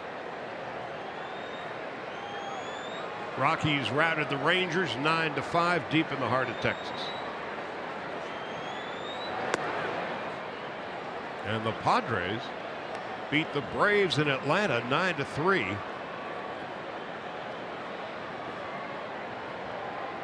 San Diego's won 7 of their last 11.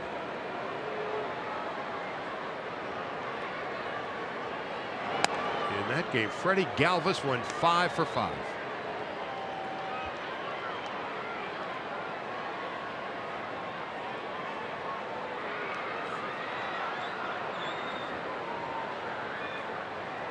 Forsythe 2 home runs, 11 runs batted in. Hard hit line drive into center field. So Forsythe tonight 2 for 3 and 2 hard hit shots. Number 68, really gets through this ball, gets on top of it, lines it there to center field. On the left center, one up the middle. Really nice approach and timing. Now Stripling, who is sacrificed and has been struck out. 2 out, bottom of the 6th. Stripling through 6 innings has thrown 71 pitches. He has struck out 6, hasn't walked anybody. Another sensational performance for Ross Stripling.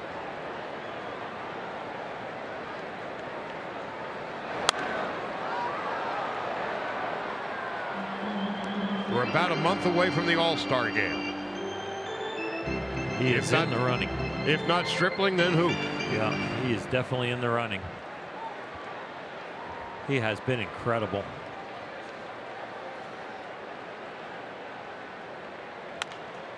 Slowly hit to Crawford. He'll take it by himself.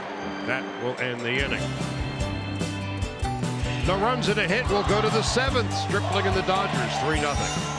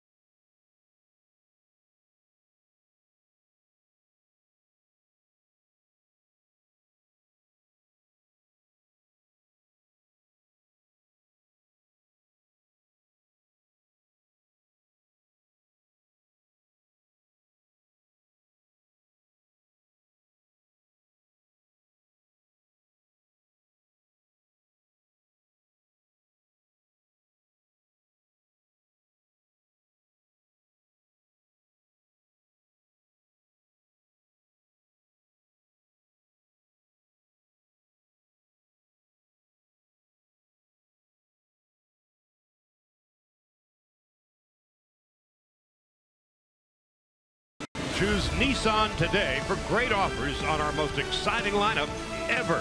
Shop ChooseNissan.com. And by Carl's Jr. Ross Stripling, a 2-hitter through 6. He has struck out 6 and not walked anybody. He has given up a grand total of 1 runner in scoring position. That's Joe Panik, who led off the game with a double. Since then, aside from a leadoff single for Sandoval in the 5th, he's merely been perfect. 71 pitches through those 6 innings, Charlie, is really, really efficient. And it's all about getting ahead. That first pitch, when he gets ahead, the hitters are really in trouble. Things kind of even out when he falls behind in the count, but he doesn't do it very often.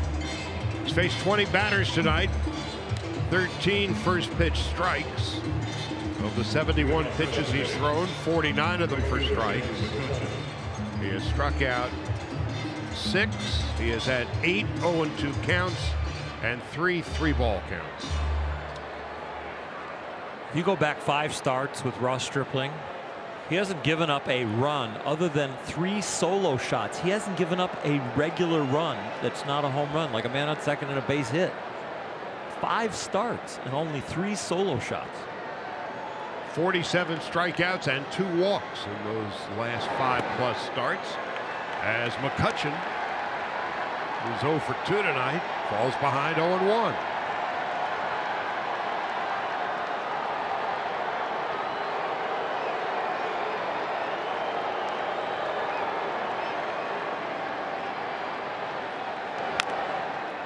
No balls and 2 strikes to Andrew McCutchen.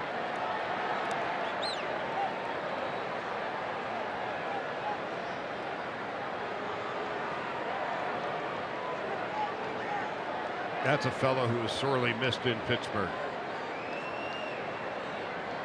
His last 15 games, McCutchen has 10 multi-hit games, hitting .354.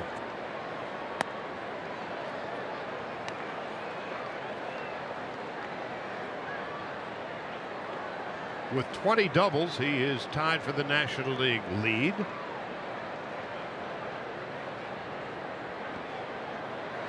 But he's behind 1 and 2.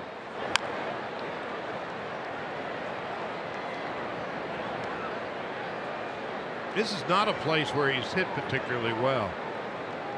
McCutchen is 1 for his last 18 here at Dodger Stadium. Leading off the 7th with Brandon Crawford on deck and Pablo Sandoval to follow.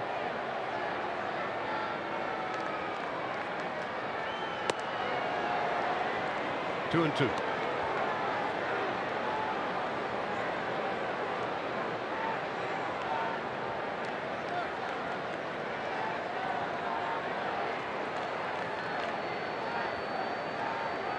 The unflappable Mr. Stripling. McCutchen with a leadoff single to left to begin the 7th.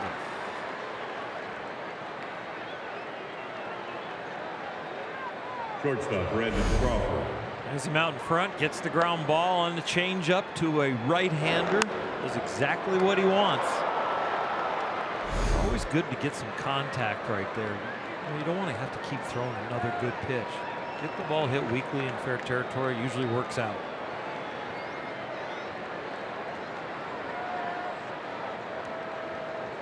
Now Crawford's been struck out twice tonight by Stripling.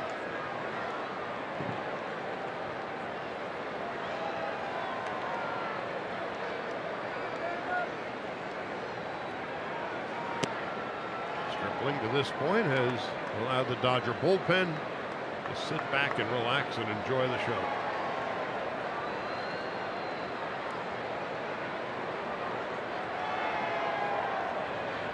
Crawford is 2 for 10 in his career against Stripling.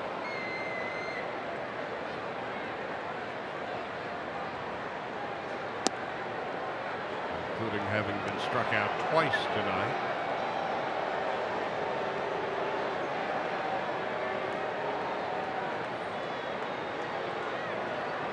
Sandoval on deck and then Hundley to follow.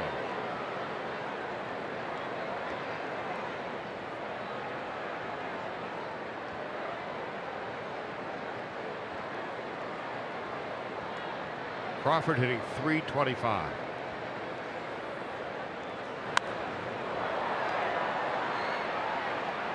That's when you're glad to get back right there if you're Ross Stripling. When you're on a hot streak and you make a mistake, they foul it off. And that was a pitch he is glad to just have recorded a strike. It was right down the middle. He doesn't make many of them in this hot streak, I'll tell you that. Brandon Crawford is a career .252 hitter.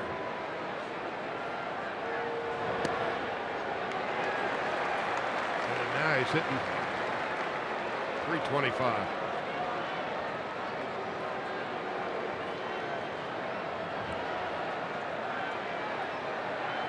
Sandoval on deck.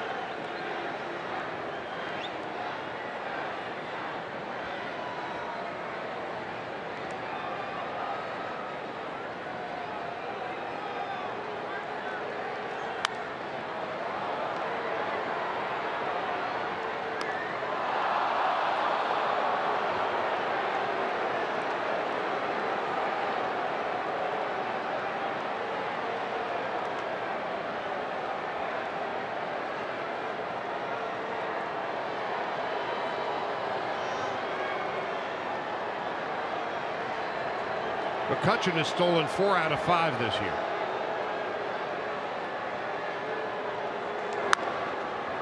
Slowly hit to the right side. Muncy throws to second, out at second on the first. Not going to be in time. Crawford trips, stumbles, and falls, but thankfully he is all right. Force out, first out, seventh inning.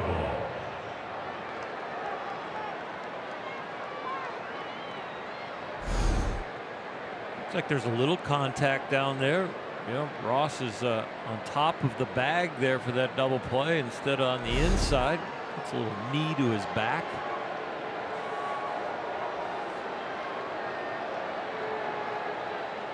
Tells home plate umpire Phil Cuzzy, I'm all right.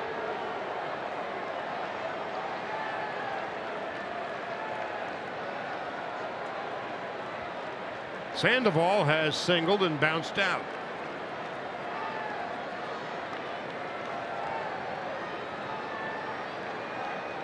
Switch hitting Panda.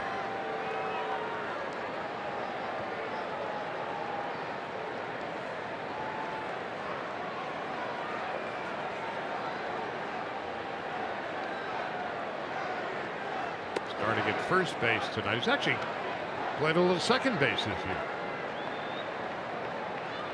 The Chase Utley rule at second base has really changed the position as far as how good a defender you have to be. Because now that turn of a double play was so huge, but now with the runner not being able to really take you out, there are so many more people that can play the position. The other thing that has changed is the shifting. You can move a guy around, and a lot of times if a guy doesn't have range as a second baseman, but you're going to shift, you're bringing somebody else over there to help him out. Nick Hundley on deck. The Dodgers by 3, 1 out, 1 on in the 7th.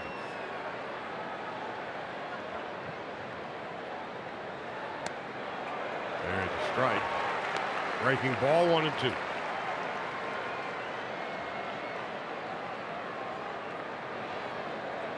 Sandoval was the hitting hero for the Giants yesterday, and their 6-3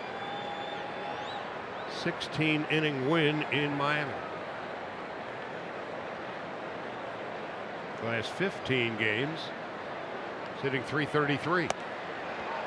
Stripling misses just outside and high.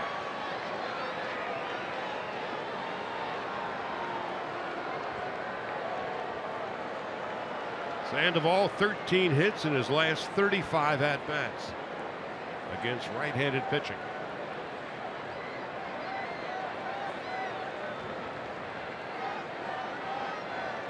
Here's a 2-2. 3-2.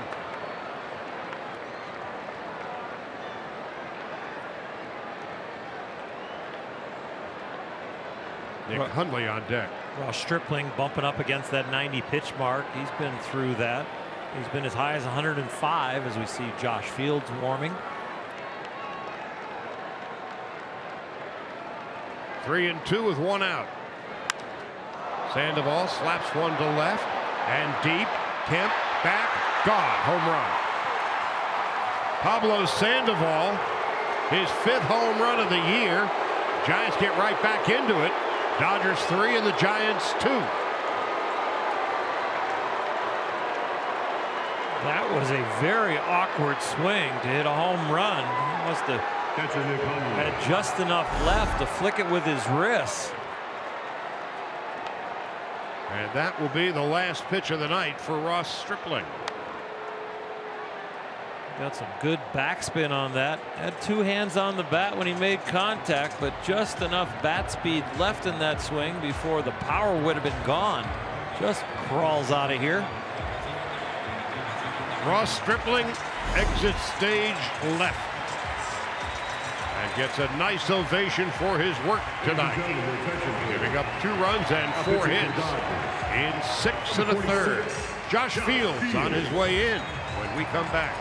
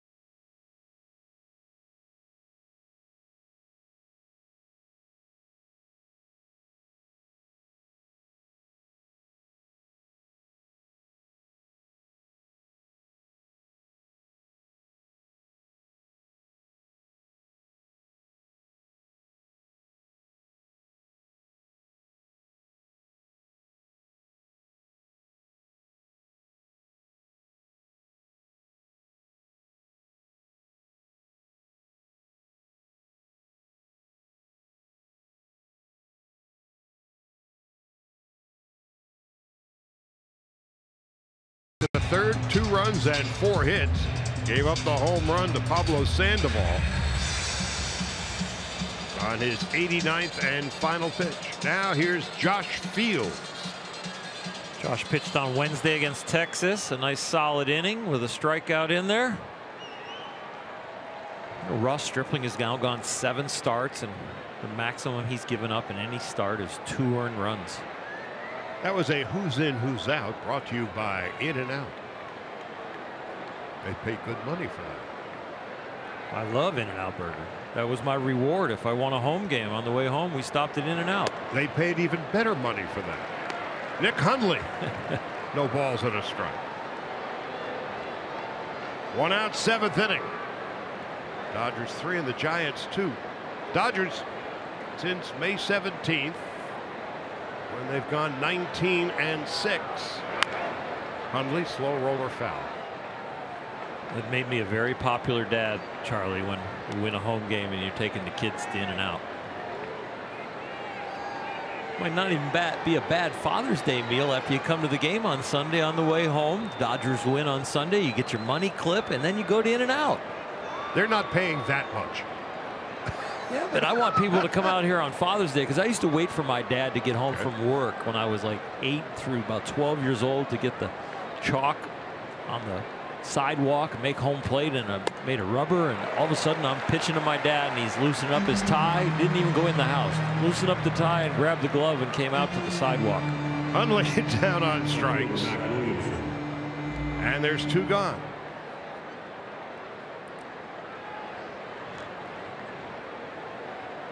And then to In-N-Out. Exactly. Come back on Sunday. Yeah. Play catch with those kids on the field.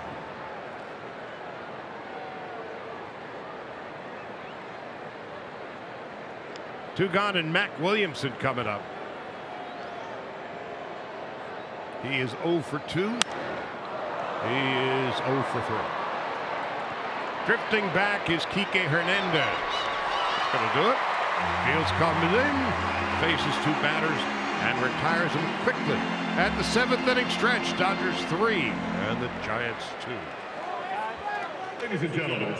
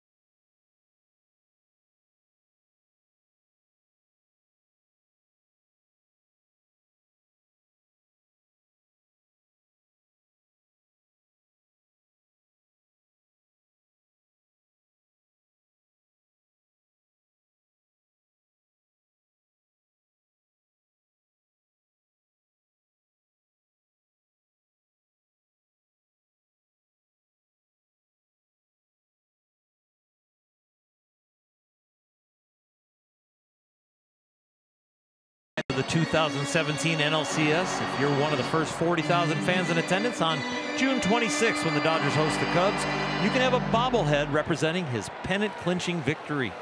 That would be the Dodgers pennant-clinching victory, courtesy of San Manuel Casino. Visit Dodgers.com/promotions.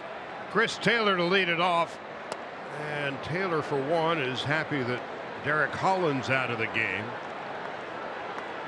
Taylor did not fare well in his 3 at-bats against Holland. Meanwhile, Stripling, just another virtuoso performance tonight. 0-2 to Taylor.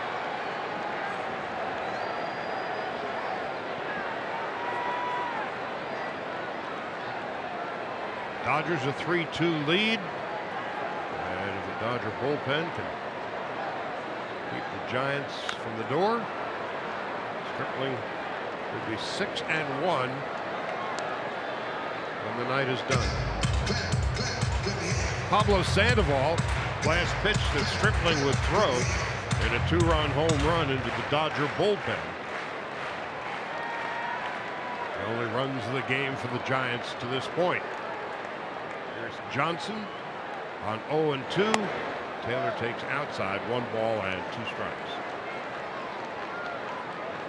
The only way to get a run off of Ross Stripling is to hit a home run. Last 6 starts, 3 solo shots and the 2-run blast by Sandoval. Other than that, they do not build innings against him. On 1-2. Chris Taylor takes outside. It's 2-2. Not a real comfortable at bat when you've struck out 3 times and now you're on the 4th at bat with 2 strikes.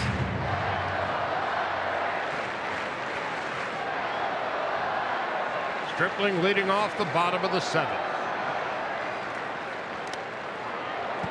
He works the count full.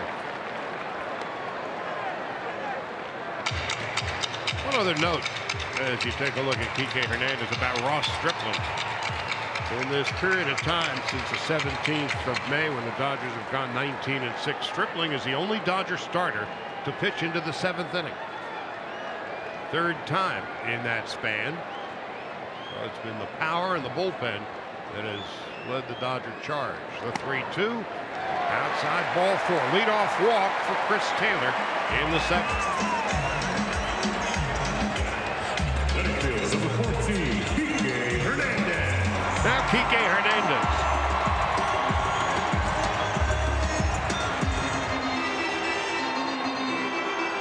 NLCS performance, one of the great single post-game offensive performances postseason history.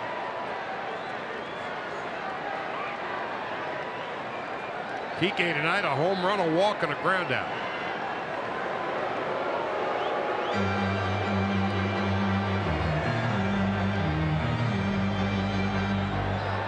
Justin Turner on deck.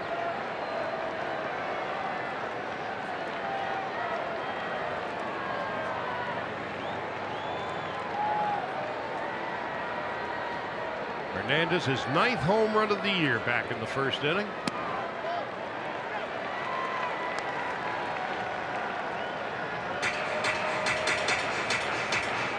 Looking down at Chris Woodward, 3rd base coach, busy flashing signs.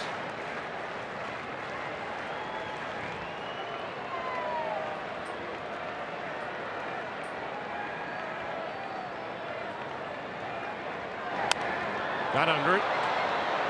And hooking foul. Out of play. Let's go back to the National League Championship Series. That was the 1st. And that was the 2nd. But wait, as they're wont to say on such occasions, there's more.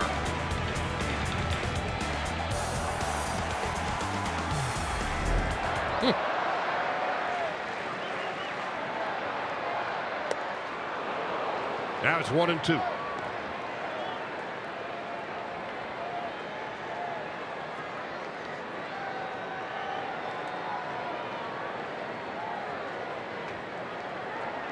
The Giants 8-9-1 hitters to hit in the 8th.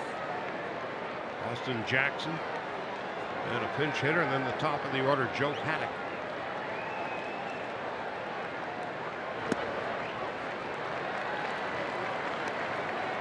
Two balls and 2 strikes to Kike Hernandez.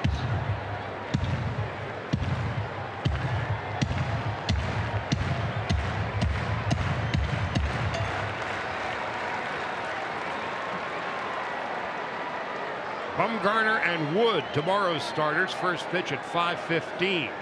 here at Dodger Stadium. The 2-2. Drilled into left field. Heading back is Williamson.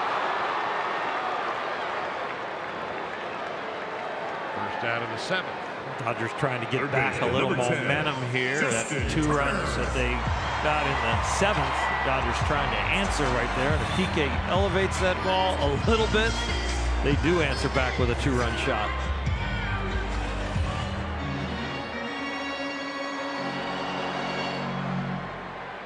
Now here's Turner, who has singled in 3 at-bats, adjusted at 256. Of course, he missed the first 40 games of the year. With the broken left hand, wrist.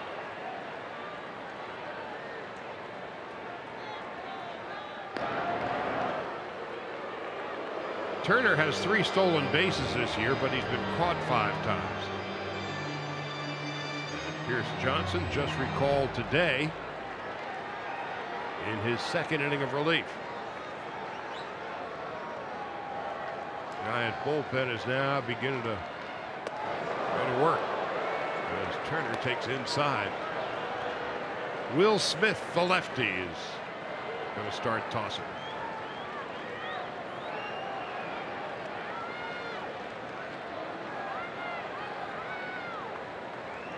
Bruce Bochy only has 2 bench players left. Gorkys Hernandez and Buster Posey came into the game with just 3, and Pence has already been used. Crawford in short center.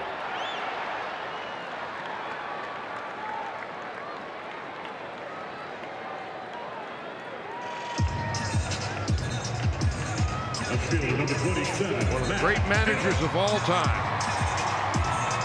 Bruce Bochy.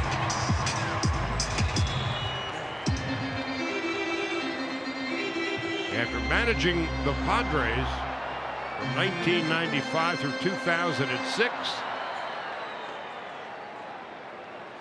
Bochy's been with the Giants from 2007 on.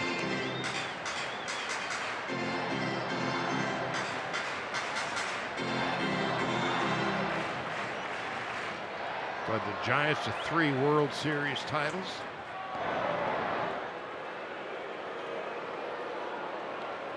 And he's always been among the best in working a bullpen. And I asked him where that came from. He said, you know, I was always a 2nd string catcher. I spent most of my playing career in the bullpen. So I knew what relief pitchers were supposed to do, how they were going about their business. And so his time as a 2nd string or bullpen catcher, by and large, taught him well. He got loose to get ready to hit when he was pinch hitting by jogging in from the bullpen.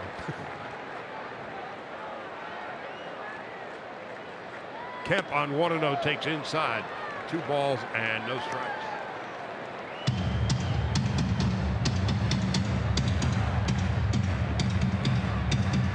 Kemp tonight. Here's Boch.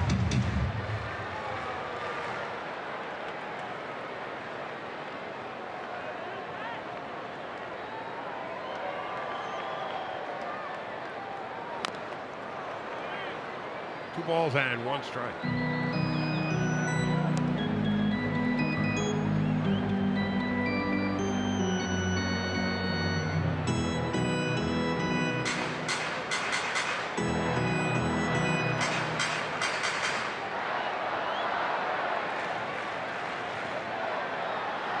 Two and 1 to Kemp.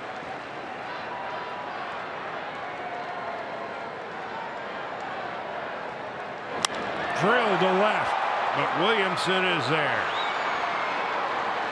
That's one of those hang with them. Hit it right on the button, couldn't have hit it any harder. But right at Williamson. We head to the 8th.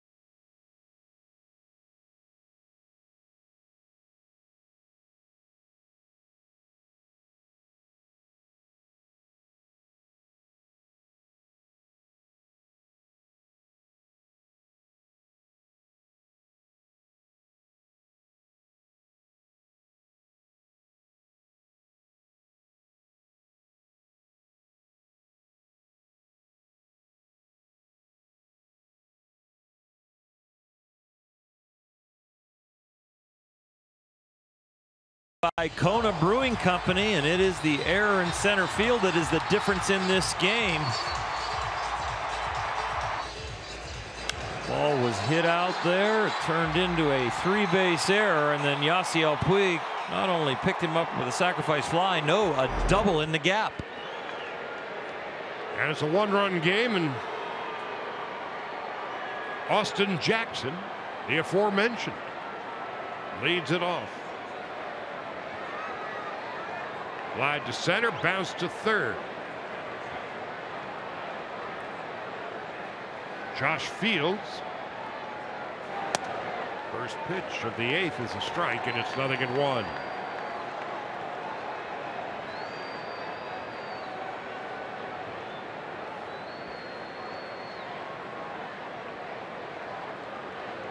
Jackson was drafted by the Yankees, then sent to the Tigers. From Detroit to Seattle, to the Cubs, the White Sox, the Indians, and now it's San Francisco. A career .275 hitter. Last year in Cleveland, he hit .318.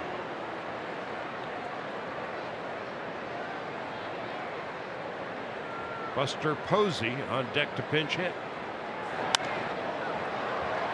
And to short right. Forsythe wisely getting out of the way. The Wild Horse is moving on into the territory.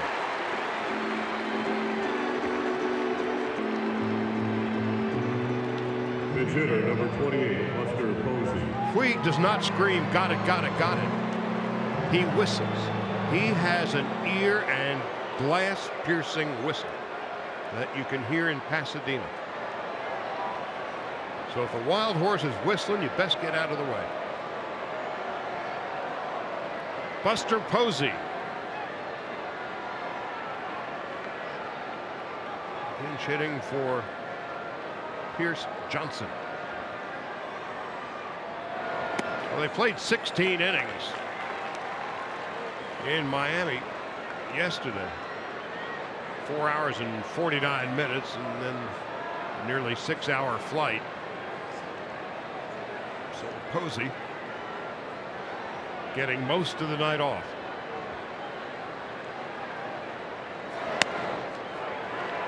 Fields with a 96-mile-an-hour fastball in the outside corner. It's 0-2.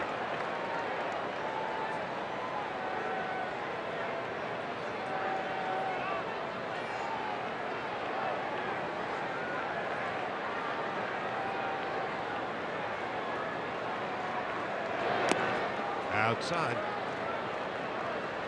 1 ball and 2 strikes to Buster Posey.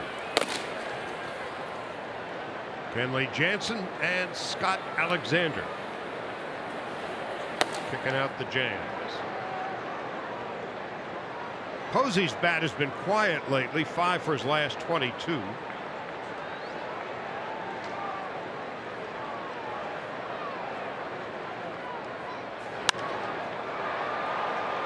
Into short right. Puig doesn't have to whistle at anybody. 2 out. Big crowd tonight at Dodger Stadium.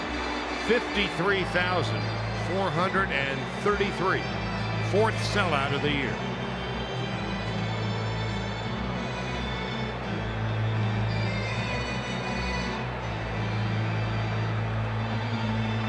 Josh Fields is done. Scott Alexander is on his way in when we come back.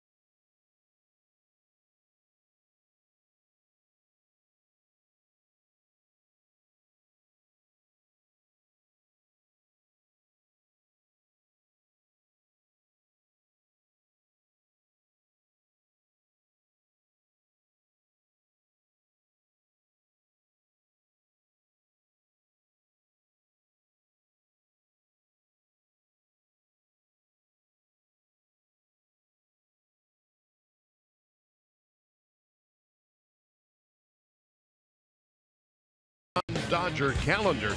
Tomorrow it's a Fox game.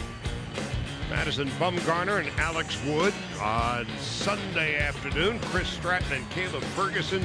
Then on to Chicago for 3 with the Cubs. Monday night, Tuesday night, a Wednesday matinee. Off day on Thursday in New York. And then the Dodgers and the Mets at Citi Field next weekend. Scott Alexander pitching much better of late. This is his 28th appearance. Of course, he started that bullpen game. Johnny Holstaff, the first of the 3-game series in Colorado. The 500th different starting pitcher used by the Dodgers. Number 500 was Scott Alexander, a lifetime reliever. That ain't right. That's a crying shame. Joe Paddock with 2 out, and ironically, that was Scott Alexander's 100th career appearance. And he wasn't around for the decision. Of course, he wasn't around for the second inning either. Paddock has doubled and bounced to first twice. Dodgers 3-2.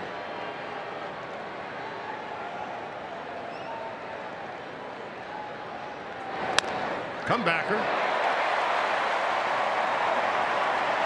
Mission accomplished on but a couple of pitches. Go to the bottom of the 8th. Dodgers 3 and the Giants 2.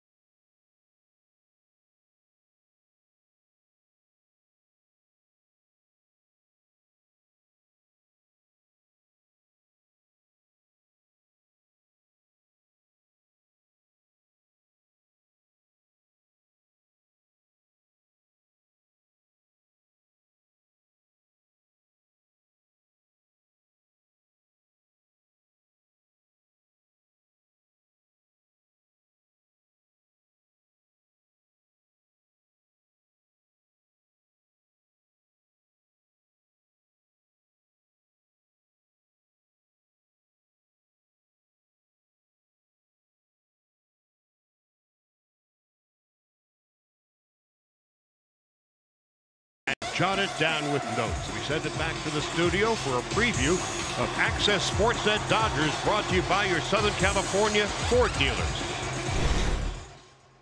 All right, thanks, Charlie. Before the game, Nomar Garcia-Park called his shot, said Kike Hernandez was going deep. That's one of the Dodgers' 2 home runs, and Ross Stripling a chance to win his 6th in a row. Boy, for 6+ innings, he was fantastic yet again. All right, these 2 guys will break it down after the game. Alana has a reaction from the clubhouse. We'll see you soon. Dodgers 3-2 as we head to the bottom of the 8th, and Will Smith making his 19th appearance with an ERA just a shade over 1, and opponents sitting a meager 145 against him. Max Muncy will lead it off. Muncy tonight is 0 for 3.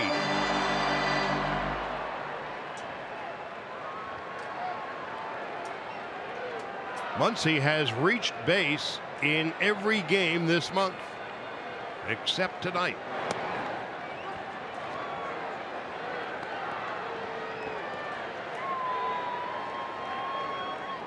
And he's got a home run in each of his last 4 games.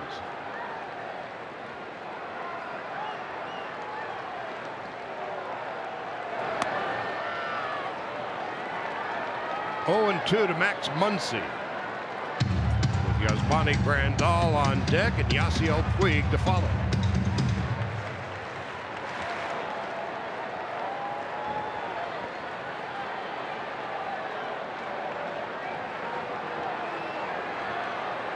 Smith on 0-2, and Muncie's down on strikes. Catcher number 9. First out of the 8th inning.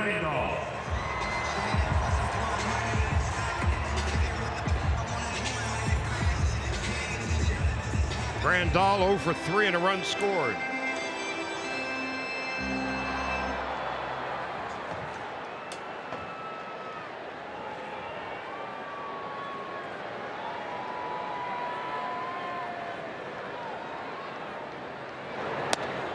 There's a strike, and it's 0-1.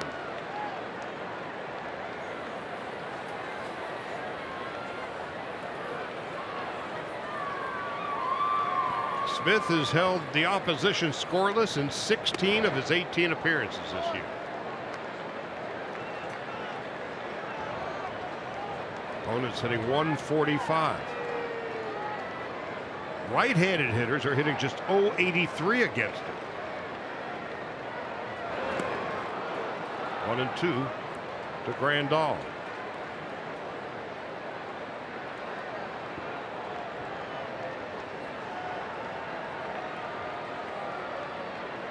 Will Smith missed more than a year coming back from Tommy John surgery.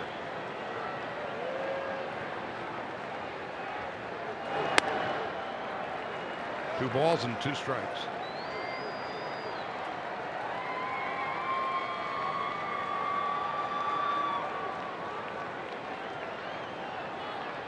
Puig on deck with 1 out in the bottom of the 8th.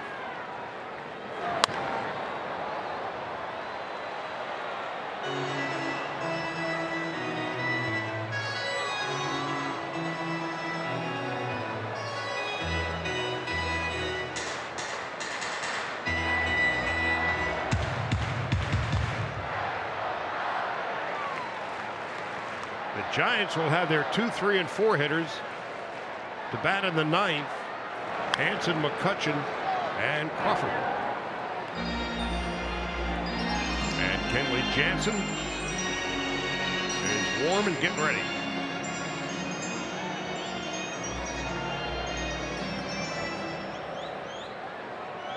In 1-run games this year, Dodgers are 8-9, and the Giants are 9-10.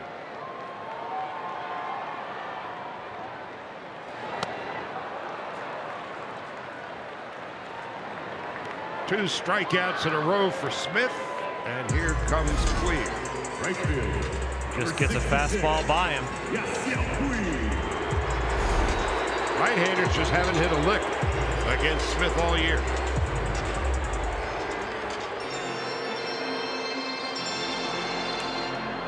Now Puig, who is 1 for 3.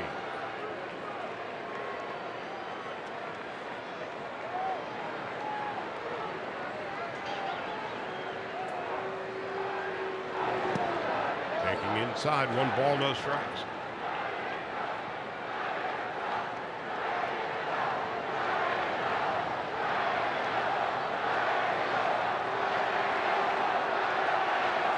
Big fireworks show at Dodger Stadium shortly after the final out. A ball and a strike to Puig with 2 out in the bottom of the 8th. Puig at 264.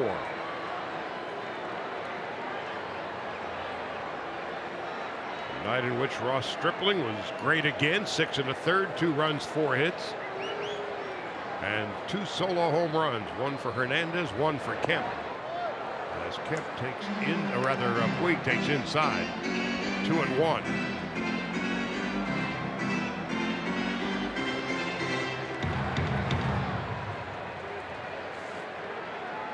Logan Forsythe on deck.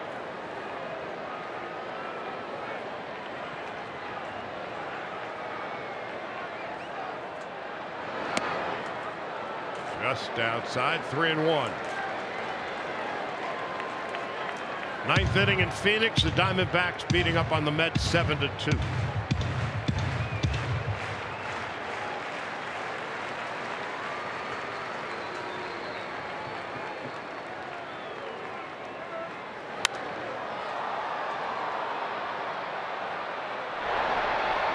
The Mets are on a pace never to win a game ever.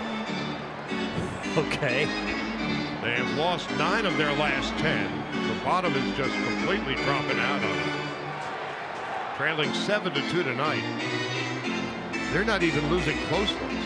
It's been a rugged patch of land, and the Dodgers hope their miseries can continue another week. That's where the Dodgers will be playing in New York next weekend. The 3-2 drilled to left. If it's fair, it is not. Yasiel, after hitting that ball, was looking a little bit like Carlton Fisk, trying to keep it fair, staring down the line. Bobbing and weaving.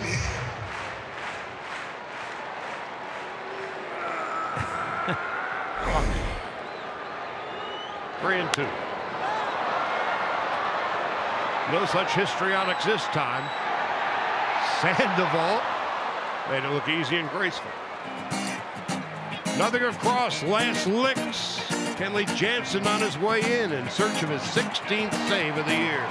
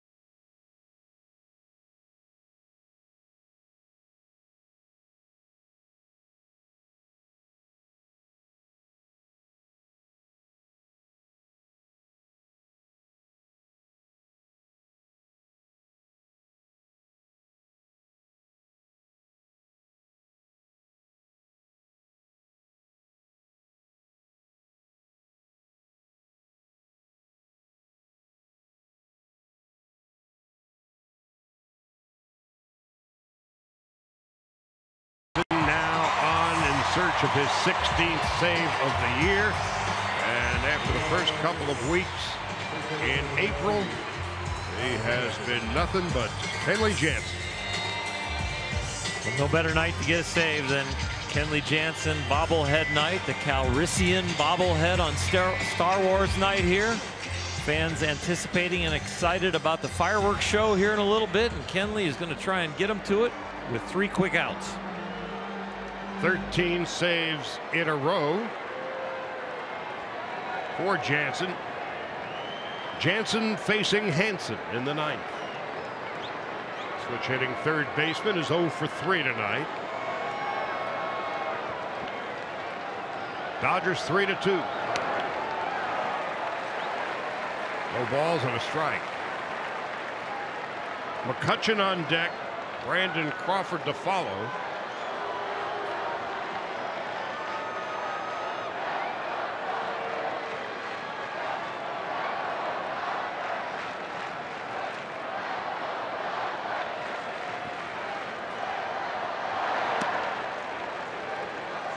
One ball, one strike to Alan Hansen.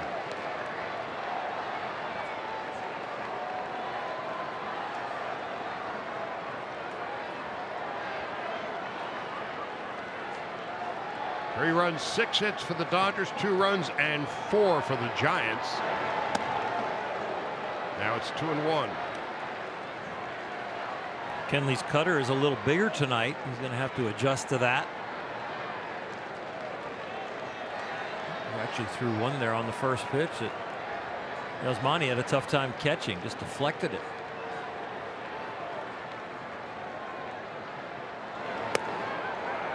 High and inside, 3-1. To recognize his spray pattern right now. Breaking that big, he might want to start a little bit more over the plate so it can catch the corner. It's starting on the corner and ended up inside.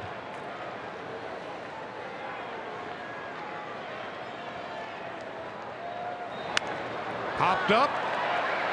Grandal got it. 1 out in the 9th. Now look at our Morongo slow-mo cam. It's a nice adjustment by Kenley Jansen to come right at him with that pitch. Use a large portion of the plate, make sure it's a strike, but with the late movement gets the deflection pop up. 1 down, 2 to go in the 9th. Andrew McCutcheon 1 for 3 tonight.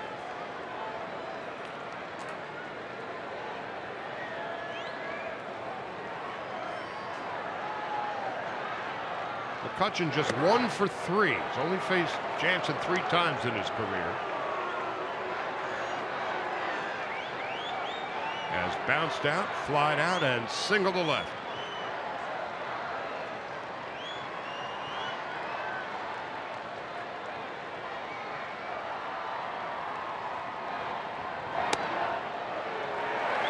One ball, 1 strike. That's a very high level pitch right there. A cutter inside to a righty. Wow. The top of the sandwich board.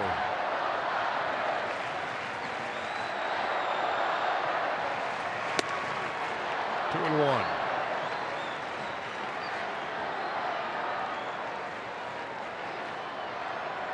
Brandon Crawford is on deck, and in his career he's just 3 for 16 against Jansen.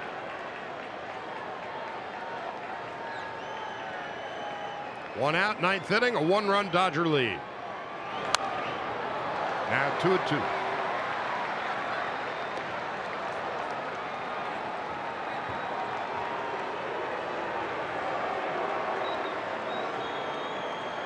Confident you can bounce the slider right here after throwing that cutter down the middle. The slider will start right on about the same plane as that cutter for a strike now. He might get him to swing and miss at something in the dirt. Like that. He went around. 2 gone. Outstanding execution from Kenley. You watch where this ball starts, and it's right where that cutter that he just missed starts, and then he gets that swing.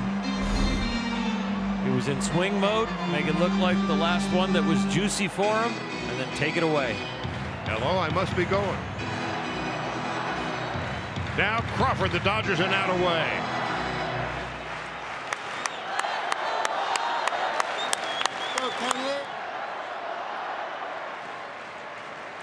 Crawford 0 for 3. 2 out in the 9th.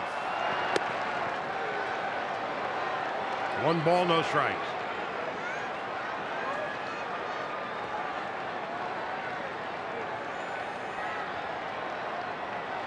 Crawford 3 singles and 16 at-bats against Jansen in his career. Pops it up behind the plate and out of play.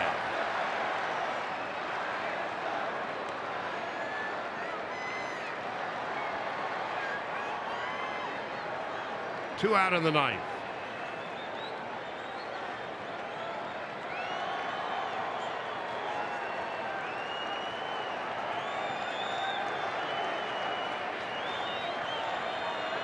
A ball, a strike, in and out. 2 out. Here's the 1-1. 2-1 to Brandon Crawford. Pablo Sandoval, who had a 2-run home run in the 7th inning, providing the Giants with their only runs of the night, is on deck. Dodgers would prefer to see him tomorrow.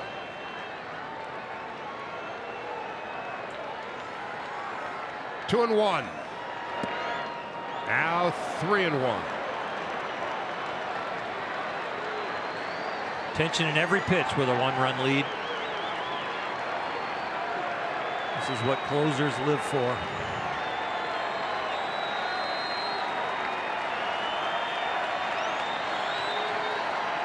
$53,000 watching tonight. The 3-1. Now it's 3-2.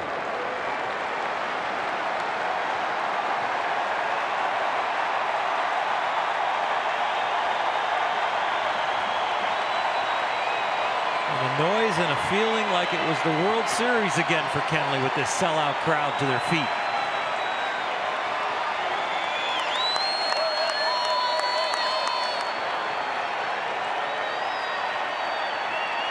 Three and 2.